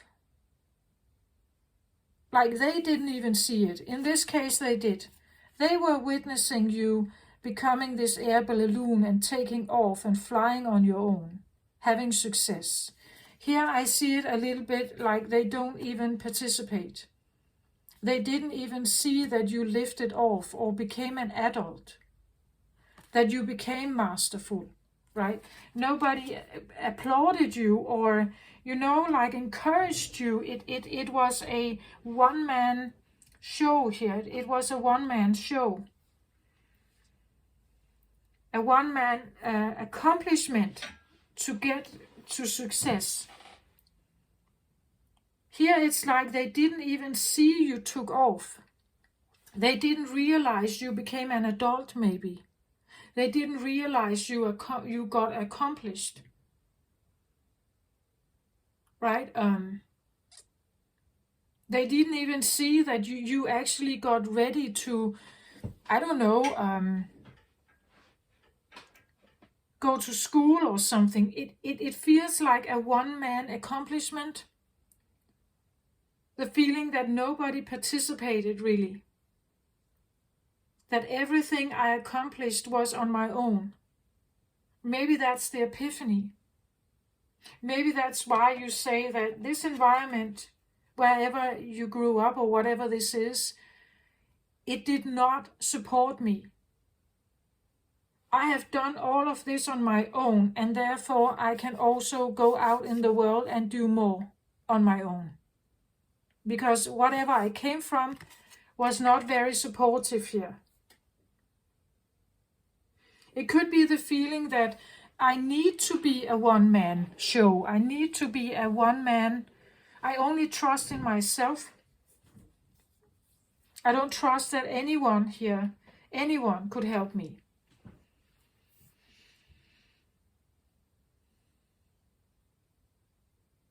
Yeah. Next one, I get the on track. And it's the first of scrolls. So this again is, you would say, the Ace of Swords, the first line in the new book, or in the new identity, or in the new me. But the point is, this was reversed also. So on track, look at how he stands here at the train station. He's just about going onto the train, and there's nobody here to say goodbye to him. He's on his own. There's nobody here to greet him, to go out in the world again, taking off. This could be the feeling of the train, right? That I'm going on the train and now I'm taking off into my new life, my adult life, my school life, my puberty life, my whatever this is. I'm leaving something and I'm going out there, but I'm on my own here. I've always been on my own. I'm still on my own. And again, this looking, right? Just, they didn't come and say goodbye to me, right? They didn't even come and say goodbye to me. It's like I exist on my own. I'm my own existence. And even now when I leave home maybe, or I go to school, I'm on my own to get there. I'm on my own to get there. I'm on my own to get back. Could be the feeling that you were never, this idea of being on track. So I'm on the right track, right? I'm now pursuing the next step in my evolutionary phase, but I'm doing it alone here. Nobody is here. Nobody is here. Nobody has ever been here to give me support. Nobody has ever been here to... It could even be the feeling, do they even know I'm here? Do they even know I'm here? Do I even exist to them? Because it feels a little bit like being in a one-man world. There's no other but you here. Nobody else there. Not even a bird or a little dog or something.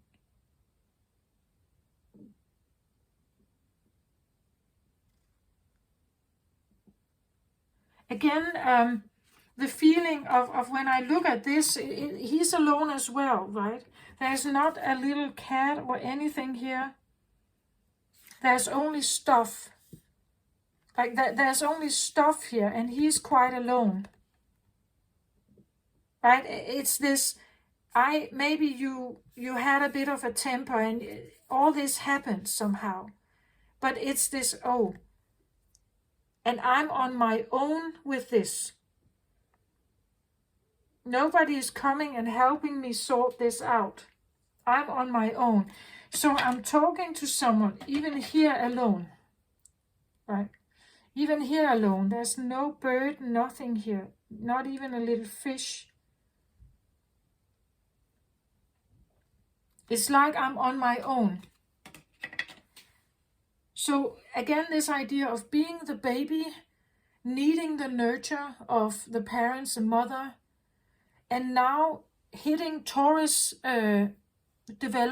growth period, the toddler, could be the feeling that now I'm not having assistance.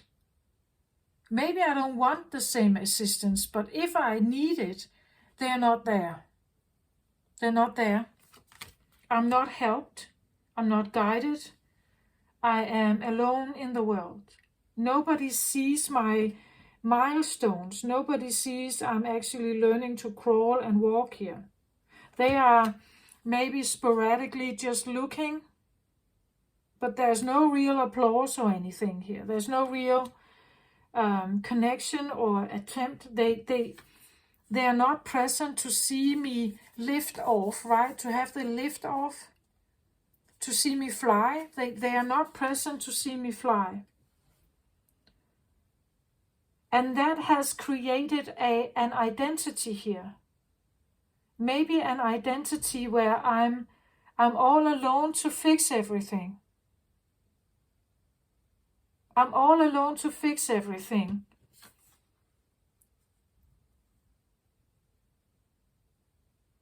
If I'm in the world, I'm alone. Becoming maybe more reliant on stuff. Right? A car, the train, the clock, the chair, your work, maybe, your work. Becoming more reliant on things around you than people. That actually goes against what I said in the beginning, this activity and the connection. But it makes sense if you didn't have it. If you didn't have it, the connection, the back and forth, the ping pong with a parent. Yeah, come to mommy, right? Come to mommy, right? If you didn't have that, You had to somehow learn to walk without it, without the encouragement, without the support, right? Without anyone seeing your lift-offs, your successes. And maybe you have learned that became your identity, right? My identity is that I'm alone in the world. If I create the mess, I'm also the one who will need to fix it. Because I can't rely on people helping me. That could have created the identity, and and with that identity, you have this feeling, the feeling on being alone in the world. There's no one here that really, deeply, from the heart, wants to support me and help me. And you become more reliant on, I want to say, stuff around you, like this. The bed, your stuff, your phone, your computer, your work.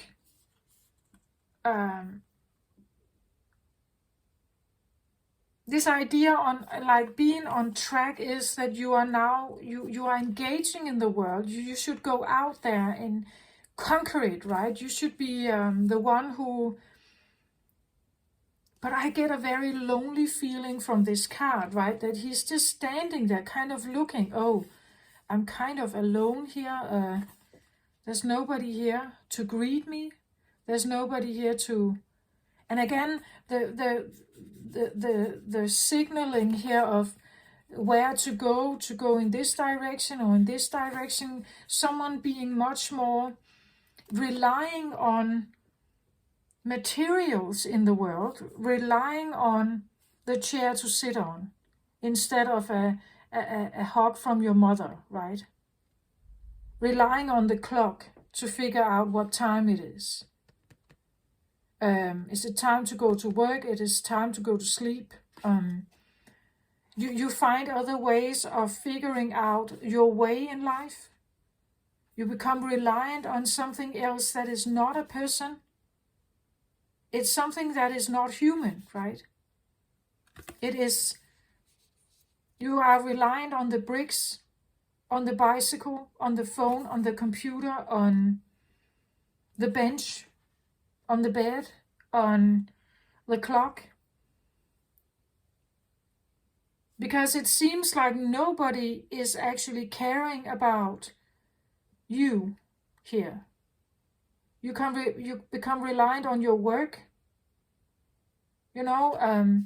something like that, trusting in like human contact and guidance and real support and everything is like it's not something you have experienced here. So if this is a thing that could be in the Taurus DNA, especially if it is a place of, I want to say it feels like a desert. It feels very empty, very desert-like, very abandoned somehow or overlooked. There's no real interest in the growth of this one. It's all dependent on themselves to figure this out. There's no real guidance here, no plan. There's nobody who is watching and actually embracing and commenting on the successes you may have. You feel it feels like an overlooked energy. And someone could become, you could say, it says here the treasure, right? But it feels a little bit to me like, I wouldn't say that treasure is necessarily the first choice of this one, but it became it. Like the things around you became what you could rely on. You could rely on that more than you could rely on support, someone watching and cheering for you here. And again, even if you were on track and you got the degree and you got the work, nobody is watching. You're still alone here. You're still alone. So look at this. If this is a part of the... And no wonder you want to leave everything that feels uncomfortable here. You would want a brighter future. And maybe a future where you feel like you are alone.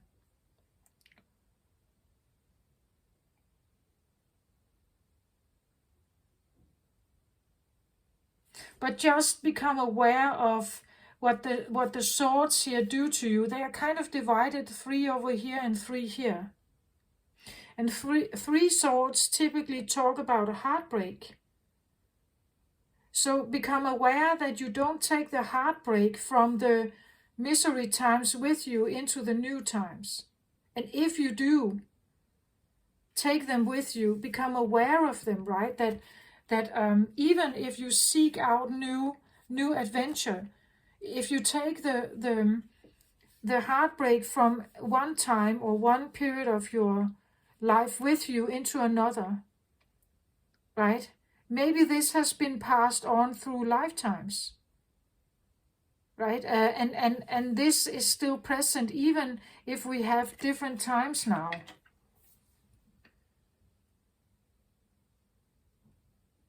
Even if we are not living in the 1400 anymore, where some of this may have occurred a lot. Now, I believe that it may still happen, but what if this is in our DNA? What if it somehow is a survival thing? Here it's like they are at a distance, but they are still watching, having attention on it. But reversed, I have to read it as not.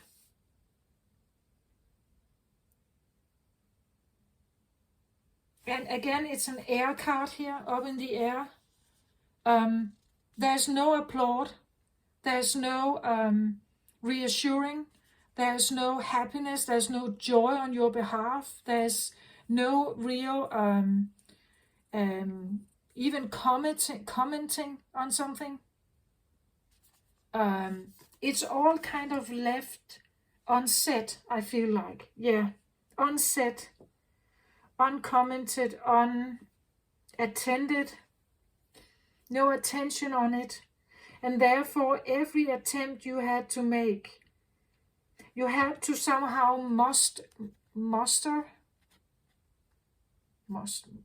you had to create the willpower yourself, right? You had to draw the willpower from within to get forward or to learn in life, right? Maybe that's why the fire has gone here, right? That I have used all of it. To get up here and actually walk, I used all of it. I used all of the fire here. And nobody actually witnessed this. Nobody taught me. Nobody shared. Nobody applauded me and was happy for me, right? So now I'm living I have created an identity where my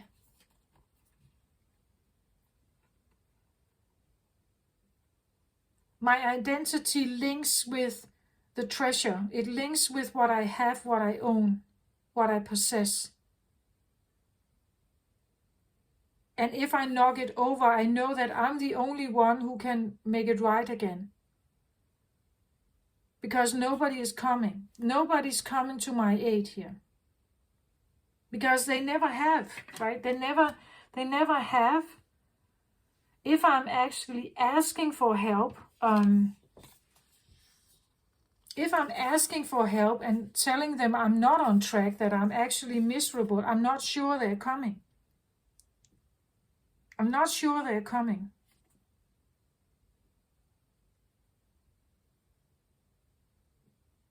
One of scroll. This is where you start your story, right? This is where you start your attempts in life. Every new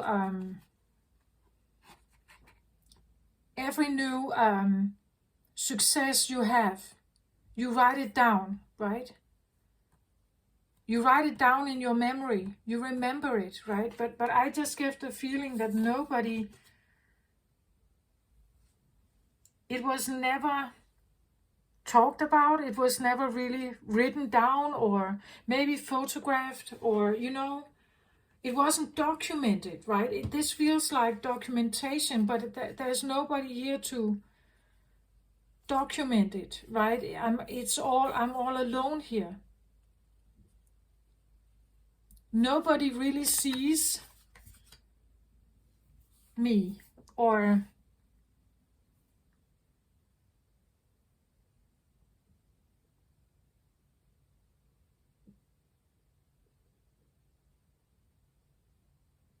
again, when I looked here at the card, and it's like the dove is kind of just, hey, I'm here, hey, just, well, I have a message, well, there's something I want to say, right? But it could be the feeling that nobody really does look or listen.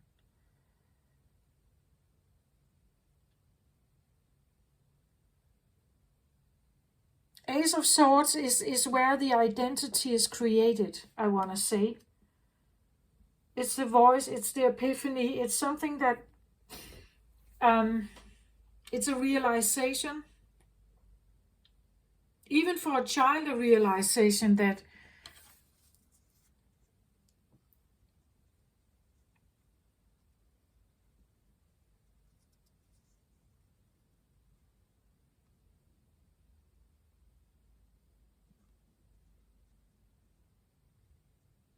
on track can mean on point, right? That you arrive at the right time.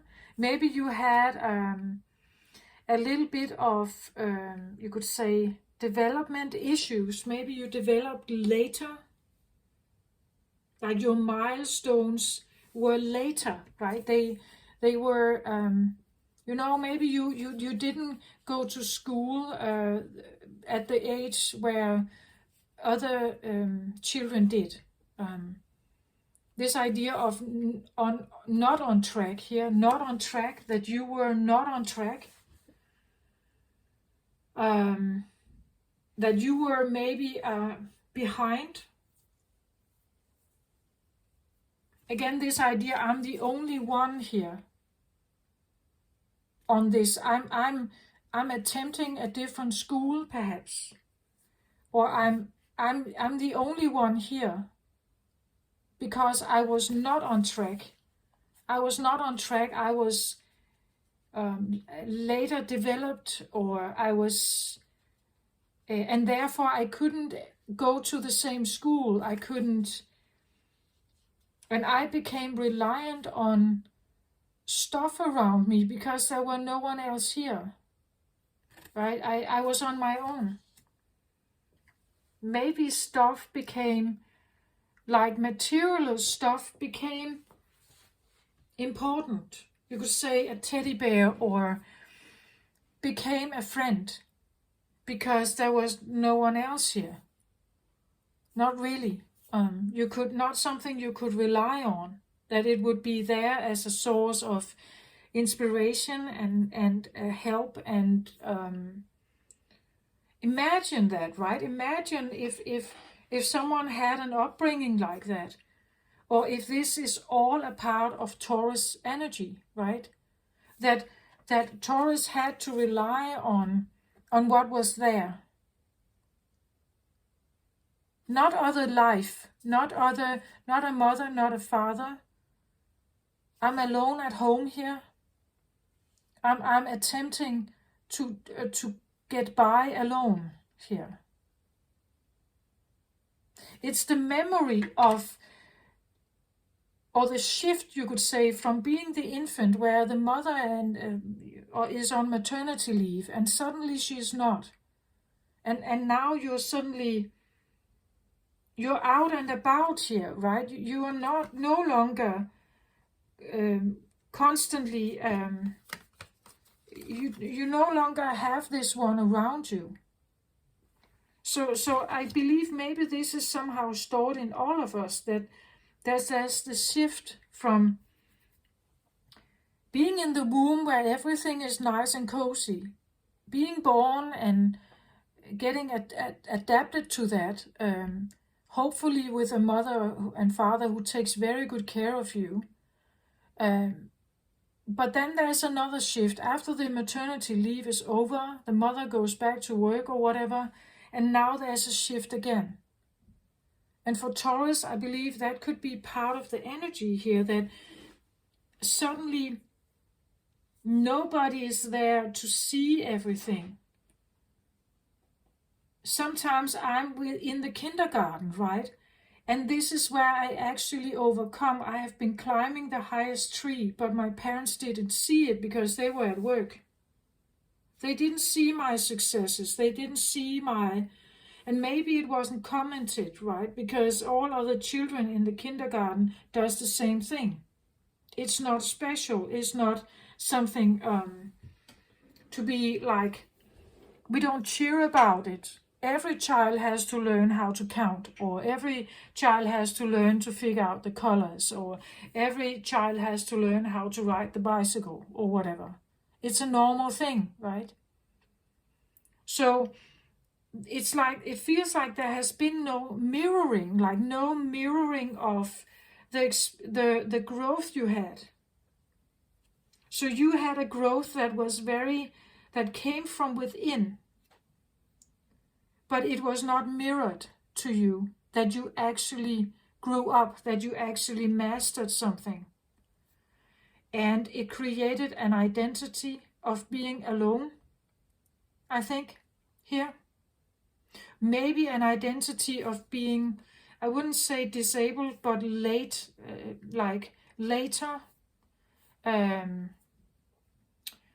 or not on track. You didn't follow normal development. Maybe you had to attend a special school, or you felt off somehow. You felt off in relationship with other people in school. You felt off with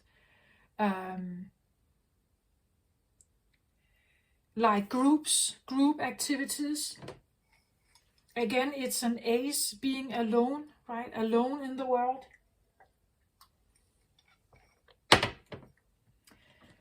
That your room became a friend. The stuff in your room became more, you relied more on that than you relied on human contact. Maybe that's why Taurus likes stuff, right? It likes to build, it likes to fix, it likes to buy stuff, because it's a kind of friend or security or something. You become reliant on that because something else is not available. Think about it. What if we all have some of this inside us somehow? And for Taurus, this could be very more prominent somehow.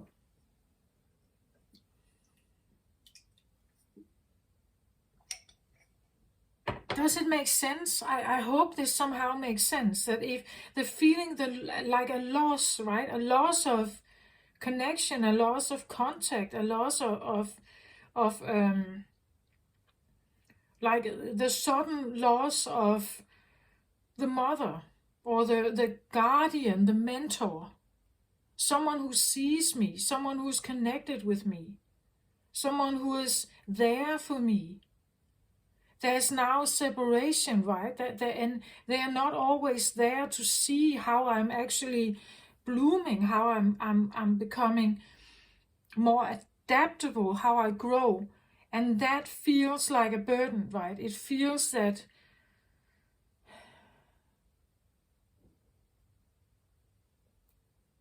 it's not the same to grow without it, right? It's not the same to grow without it. And it gives me a feeling that I'm alone in the world. And if someone has to fix something here, the treasure card, if someone has to fix something, it's going to be me. Right? I can ruin it if I have a temper tantrum and then I realize nobody is coming to fix it. Nobody is tidying up my room with me. Nobody is helping me. So I'm on my own. So that feeling of being alone, on your own, not helped, not guided, at least not to the point of what you needed, right? What you needed still to feel connected. So I'm reading for someone here who didn't have the connection, the proper connection or enough connection to feel part of everything. There's a very lonely feeling here, feeling of being abandoned or left behind or not part of real life, maybe. Could be the feeling that I'm not on track, so I'm living a parallel life. Like I'm taking the train, but there's nobody else but me taking this train. I live a parallel life to what else is existing.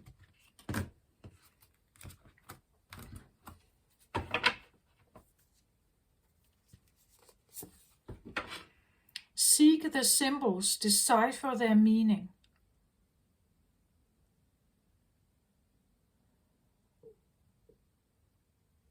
Seek the symbols, decipher their meaning. It's just taking a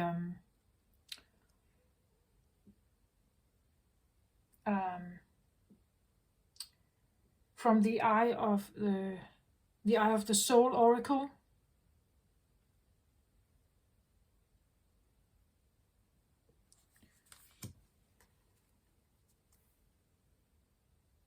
At the bottom of the deck, magic is alive as your divine child.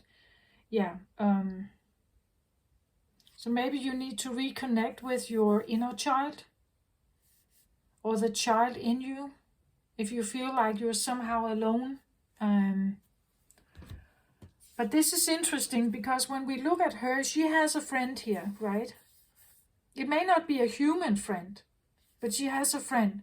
She also has some kind of comfort in the other hand. This is you could say stuff, but it looks a little bit like a mandala. And then it says, seek the symbols and decipher their meaning. And for that, I need you to be able to see the pyramid here, because there are actually symbols in it. I don't know if you can see it. Is it possible to see? There are some small inscriptions here.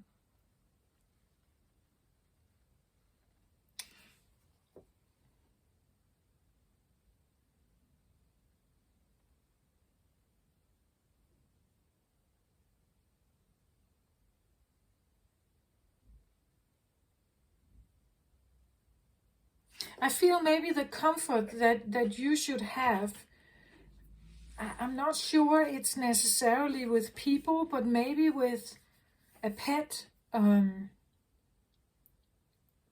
It's like, because this lays here, it lays just beside her. It feels like a companion, right? It feels, and it's loyal. It's like it stays there. It has no attempt of moving.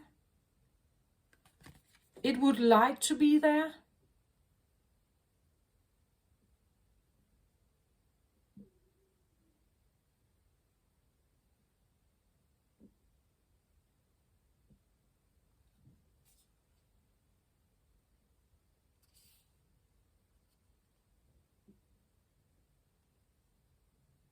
And an animal is usually not judgmental. An animal will accept you no matter how you look, or your body weight, or whatever. It's a loyal companion, right? I get the feeling of a companion here. Companion, but maybe it's not in the human world, I feel like. Maybe it's an animal, or the animal kingdom could be more of a companion for you, or at least it could be a gateway into more contact. Seek the symbols and decipher their meaning. This just feels so weird somehow. But again, if we take just a little bit thought to that, again, when I look at all of the cards here, I do decipher symbols. How do I decipher the Queen of Scrolls? How do I decipher the card that says up in the air? But because this could also talk about travel, right? It could talk about anything here. Seeing things from a different perspective, maybe. Right? But today, for me, it came across so quickly. It came in with the distance, the separation, and this idea that nobody saw the lift off here. Things could be up in the air. You can somehow, you could decipher this one in all kinds of ways. But today it felt strongly for me like the separation, feeling that you are not on track and alone, right? The feeling that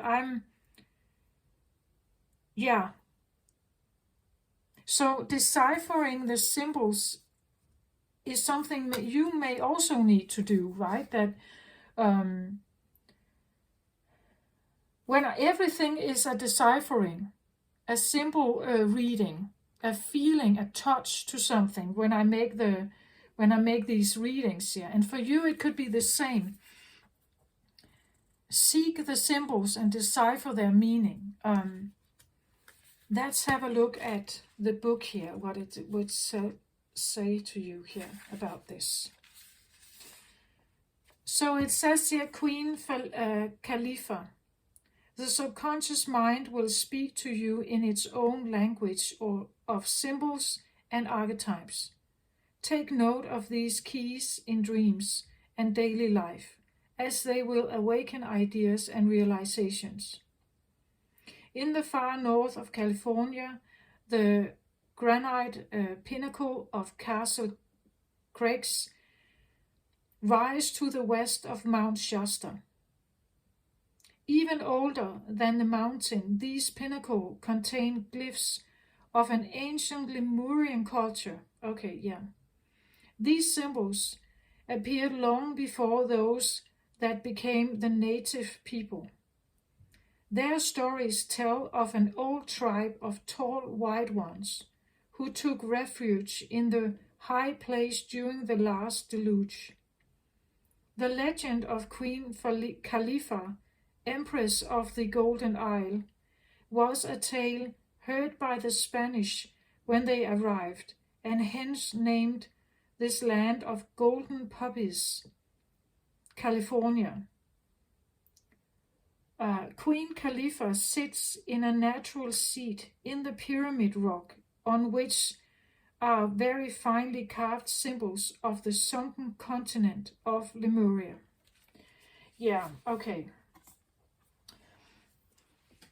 Here I want to say,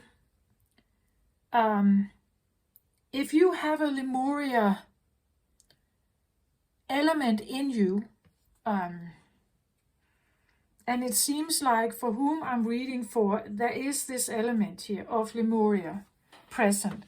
Lemuria is it was supposed to live or be alive, exist at the same time as Atlantis. So it's a long, long time ago. And whether it's a myth or truth, I don't know if we will ever be able to figure that out. But the point is that it's a lost civilization. It's something that was available at some time, or at least Plato, I believe, wrote about it. Wrote about Atlantis, and Lemuria was, well, Atlantis was a very, I want to say, masculine-driven, high-tech, very advanced, intelligent civilization. Lemuria was a very heart-based orientation. It was a peacekeeper orientation and a very loving existence. You could say Venus existence also. When the card comes up like this, I get the feeling that maybe it feels a little bit like, instead of retrieving and maybe believing that you can't trust in the world, maybe connect with the Lemurian inside you. It could be your inner child here. Because I feel like Taurus energy usually has, like, the Venus energy is there for you. So there is this feeling of reconnecting with something that is very heart-based. And to do that, well, maybe dwell into knowledge about Lemuria. Get to know who was this queen, right? Get to know more about the ideology of that kind of living, that kind of home, I would say. Because it seems a little bit like if you had the Lemuria guidance, if you had support and love, you could have developed differently. It could have been different for Taurus, right? It could be a different orientation, a different understanding. To heal this, we probably need the Lemuria energy here. Right? We need something to come in and help us overcome the feeling of loneliness here, and that you are on your own.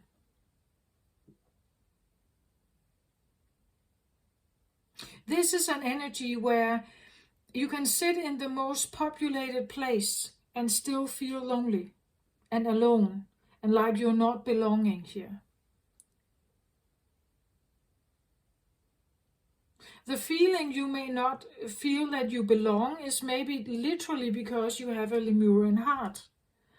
The Lemurian heart is a very love-connected orientation. And if you don't get it, right, if that's not what you experience, if you experience the opposite, it hurts you, right? It will hurt you. Because you carry the Venus energy. It will hurt you if you are neglected somehow. It can drive you away from people. And closer to the stuff around you, to the work you have, right? You rely more on your work and the money you earn and stuff in your life, and not really the connections, that you don't really dare maybe to go deep in connections. Maybe that's why I wouldn't say run away, but maybe you walk away here. Just remember to not take the heartbreak with you into something new here, right? Walking away and just running, you could say, from something is probably not helping you. Again, you can move from one city to another, but will it actually make you feel different? Will you still feel like this? Will you still feel like, I'm on my own here. I can rely mostly on the stuff here around me. Right? I rely more on the plants in my garden than on a connection. I rely more on my computer, on my bed, on the stuff I surround myself with. With this energy, I could get a hoarder energy, right? Someone who buys and buys and buys to just have stuff, because it replaces, the stuff around you replaces connection. I don't know if that's a good thing or a bad thing. In human terms, we would probably say it's a bad thing.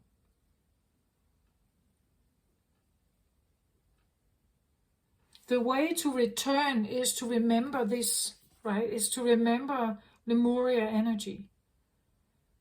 One way of doing that is to, online you can find Lemuria meditations, for instance, where someone is guiding you into a realm of Mount Shasta and the golden time of Lemuria, the crystal palace and everything.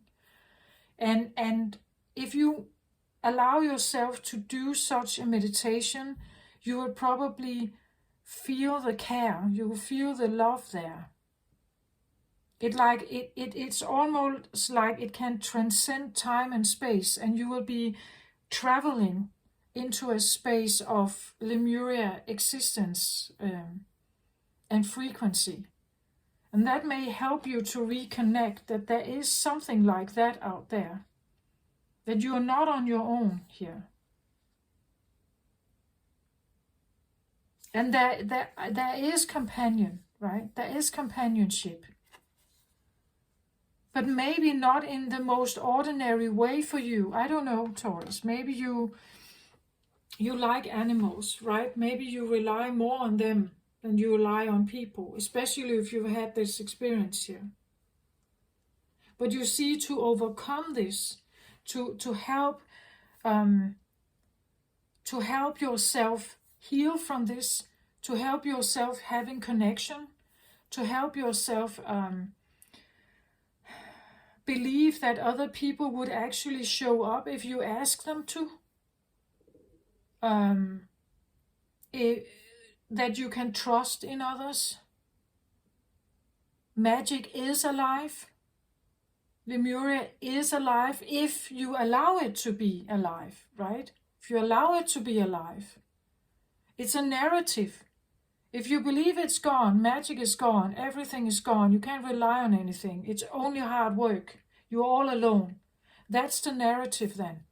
That's the story you tell yourself. That's the identity you build. But you can change that. You can build a side apartment to it, right? You can expand it a little bit.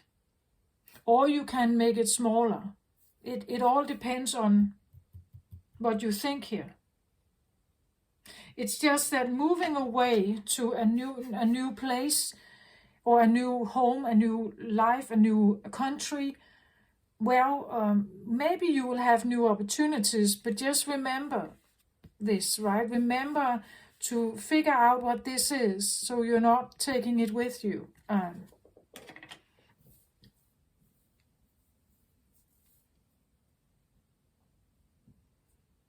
That's what I feel like. Otherwise, you can be constantly on the move, right? Constantly on the move to forget something, to forget what has happened.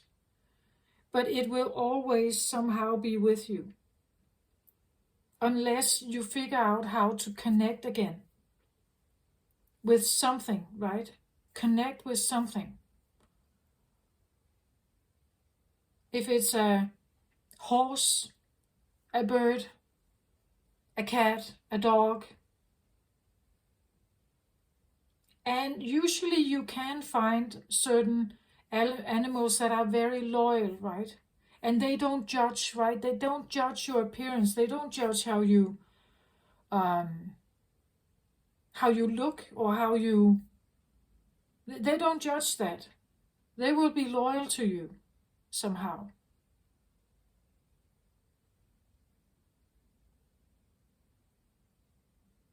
I still feel like inner child work could be of significance. Again, this inner child, if this is you, right, was struggling a lot and had no one to guide them, right? Maybe you can reparent yourself here and be the guide that you needed at this time, or your inner child did.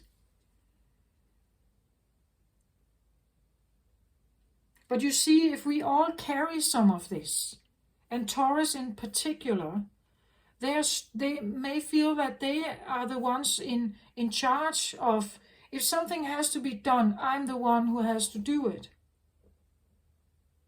Because actually I don't rely on anyone else doing it. I mastered on my own. I accomplished stuff on my own, had no help, and I'm continuing that. And maybe if that works for you, great. But if you do truly internally seek connection, you're the one who needs to make the steps towards it. It doesn't come in by itself, especially if you're actually closing off to it here somehow. You're not expecting either. Here there's no expectancy of someone would turn up and be there with me.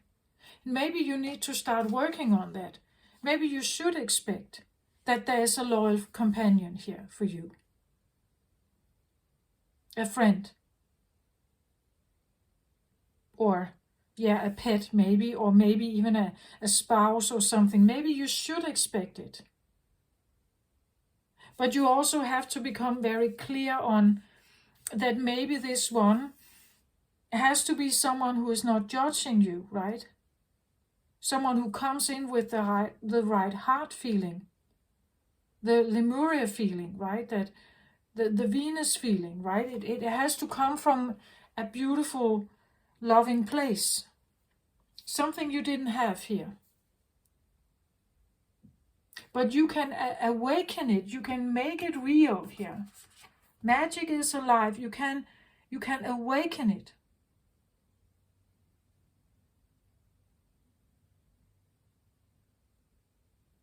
You can reveal something in yourself. Again, let's for instance just realize if you had a very sad inner child, what happened if you could reparent it and it became happy again? What kind of person would you be then, right? And I believe we are all somehow, in a spiritual awakening, we are drawn to the deeper wounds so that we can heal them. That's a way of raising the vibration overall on earth. I make my work, you make your work. Inner work, perhaps. To the point that it becomes maybe outer work. Now you share it maybe with others. You allow yourself to speak about something here. Maybe you suddenly remember something from this time. With this energy, I also feel like someone who could be quite humble. They don't make a fuss out of what they achieve because they are not used to an applaud. They are not used to people actually making a big thing out of it. They could be too humble actually. They are not, maybe they are almost afraid of success, or maybe they are afraid of that someone would actually pay attention and praise them or something. Maybe they are afraid of praise here because it's so unfamiliar. It feels off to them somehow to have praise. It's like they're just doing their duty. They do what they have always done. Don't make a fuss about it, right? But the reason why is because nobody made a fuss. Nobody said anything. Nobody ever praised it or made this Taurus, feel like they are worthy, or they're worthy of praise. They're worthy of, deserving of praise. Because Taurus can sometimes really build big stuff. They can build big buildings and repair and do stuff. that has a lot of value. But this one, I would say, would be someone who doesn't even know that they have value. They don't know they have value.